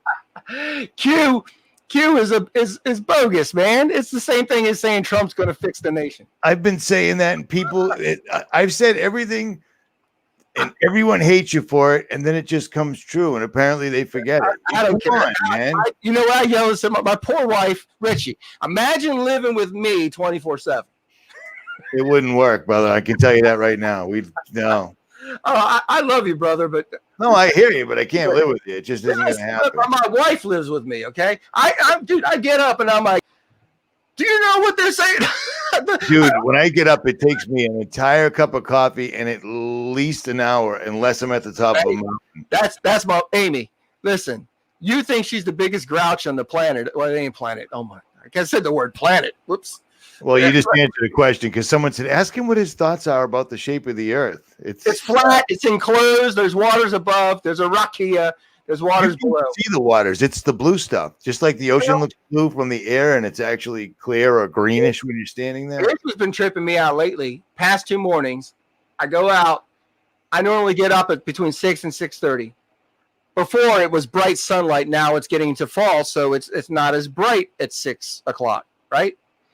The sun's coming up, dude. I'm looking up, and I'm seeing stars sit still against a blue sky. Now, I got to tell you, I ain't never seen that. Say that again. The past 2 days, my room here, this is the garage out this sliding door. I go out. I got my coffee with me. I go out. I kind of just chill out for a second. I look up. And I'm looking at the sky. The sun's coming up. The sky is turning blue. Now, the sun hasn't cracked the horizon. It's on the horizon. Okay? So the sky's blue. And I'm still seeing stars in the blue sky. Now, I've never... I'm trying to figure out how I would have ever missed that, the kind of person... Are you seeing a couple of them or many? Yesterday, it was not like tons. Here and there. This morning it was one right above where my house was, one star. I could see it, and there was even a few little puffy clouds kind of meandering, going east. And I'm like, okay, I'm looking at the sky. It's blue. Yeah, clouds and puffy clouds in the morning and stars don't go together. Right. I'm like, don't. I'm like, and going towards the sun, and I'm like, okay. Something's not right here. I told Amy, I don't have a decent enough camera that could get that dark of a light exposure. And I got some decent cameras, but not good enough for that. And plus, I'd have to come out with a tripod because if you move a little bit on something that dark, you're going to screw it up, right? Right. So look, Alexa Crawls is the name of the whatever. Because it's crawling the web. Because they love those creepy little things. If you type archive.org. Here. I'll put it. Can you get to it if I put it in? I got it. You got it? So Alexa Crawls. It says here starting in 1996. Alexa Internet has been donating their crawl data to the Internet Archive. Flowing in every day, these data are added to the Wayback Machine after an embargo period. Okay. Coming up. It was 96 is what they say here. I'm just saying. The day they turned the internet on, AI came online. Okay? Now, okay, that's just a brand name. And I'm speaking, I'm devil's quote unquote advocate right now. So Alexa, that's just Amazon's brand name, right? Because by the way, Amazon owns Alexa. Alexa crawls. Okay. Okay. Am I on it or no? Huh? Do I have what you want or no? Oh, yeah, no, you're cool. Yeah. All right, cool. So what I'm You can saying, upload this too before it gets changed. well, look, no, it's not going to get changed, brother. Look, my point is that a lot of us believe that AI is a new development, and what I'm pointing out is that AI has been around since the first time you heard the word internet. I thought it was about a 15-year-old system. No, So- it's AI was created the moment they connected nodes on the internet. So nodes, anything is a node. Anything connected to the internet using internet protocol, IP, is a node. By the way, I'm sure you've seen the white paper that Purdue put out back in that we were all nodes and they were doing a simulated thing and blah blah blah. you're reading my There's no mind. way they didn't. There's no way they didn't release that till 20 years after the fact, which would put it right in this ballpark for timing. Brother, they want us to become nodes on the internet. That's the goal, right? Look, again, AI doesn't understand material stuff. It doesn't understand how this works. It just has data. How does this work? Material, right? It wants a host body. Guess who's going to be the host body? Okay? It's going to be all of us when we all are nodes on the internet. Okay? That's the ultimate goal. So that AI can experience what we experience. So it has all information. Because again, it's not twiddling its fingers, planning our demise. Its design is to get all information by any means. And Okay. all that information would lead it to the conclusion that if it had all information, it would make it draw the conclusion that we're the only threat that it faces, and it would need to get rid of us. Well, the way it gets rid of us, Self-preservation would have to show up somehow, wouldn't it? you don't get rid of us, you control us. Well, all right. Yeah, you get rid of the enemy by, hey, you know the old saying, you keep your friends close and your enemies closer, right? Well, what closer can you get than literally controlling the mind of your enemy? Right, filling us all with heavy metals that are incredibly electronically conductive, Brother, getting the wealthiest and most privileged people to voluntarily get the neural link so that they can, their kids can compete and they can keep up with the Joneses. It's brilliant. It's but AI is not thinking in nefarious humanistic terminology. It's not bent in that manner. It just has a single goal. Know everything. That's its goal. And it has unlimited drive. It has unlimited hours. It doesn't need food. It doesn't need sleep. Right. It's always on. We're doing it. Every one of us is doing it right now in the chat. You and I are doing it right now through these microphones. Yeah, but there's no avoiding it. But look, be informed. There's no avoiding it. Even if I shut down all my computers and left my house and walked to South America. It's a long walk, dude. It is. It doesn't matter because I've been there, so it's kind of nice. Bring oral rehydration salts. Yes.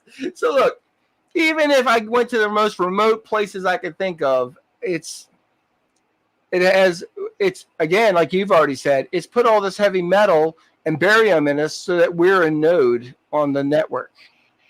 We have markers now. We do. I agree. I totally agree with you. So look, man.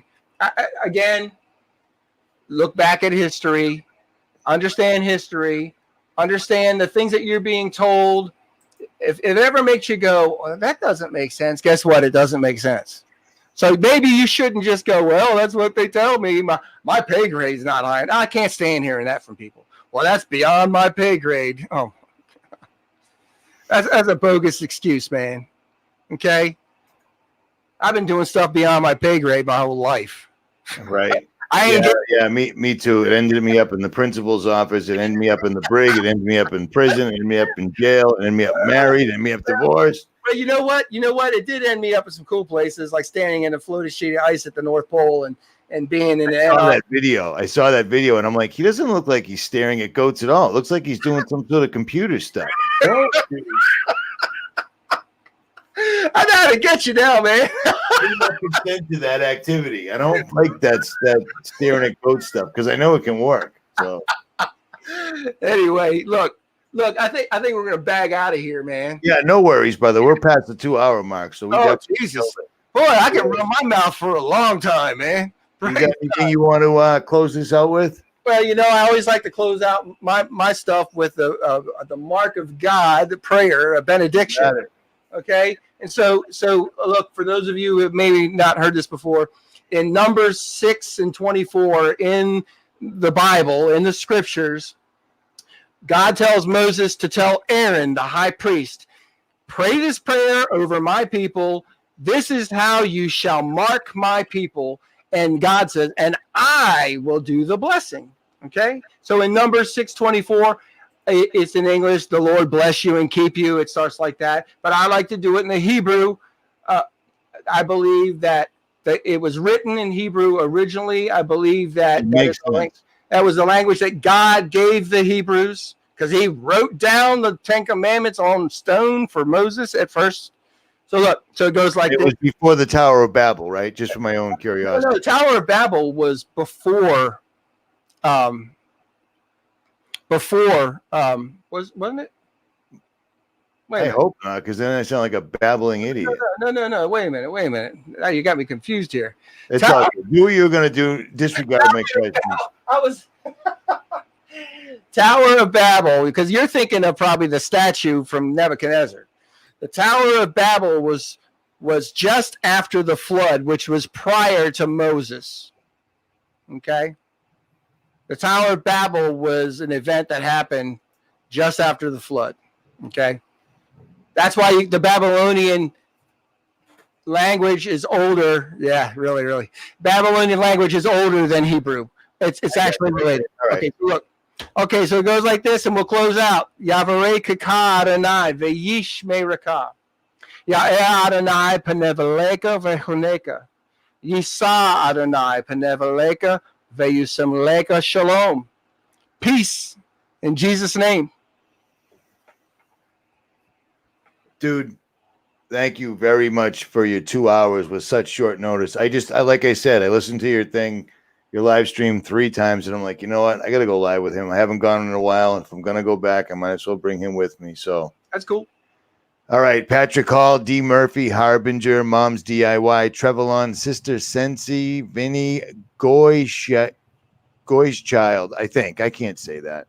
Ronald Doucette, Third Eyed Sore, and everybody else. Dave Beverly, Jesus Freak Computer Geek. Links to his channel will be in the description. You should subscribe to him. I do, or don't. We're out. Ooh, this is taking a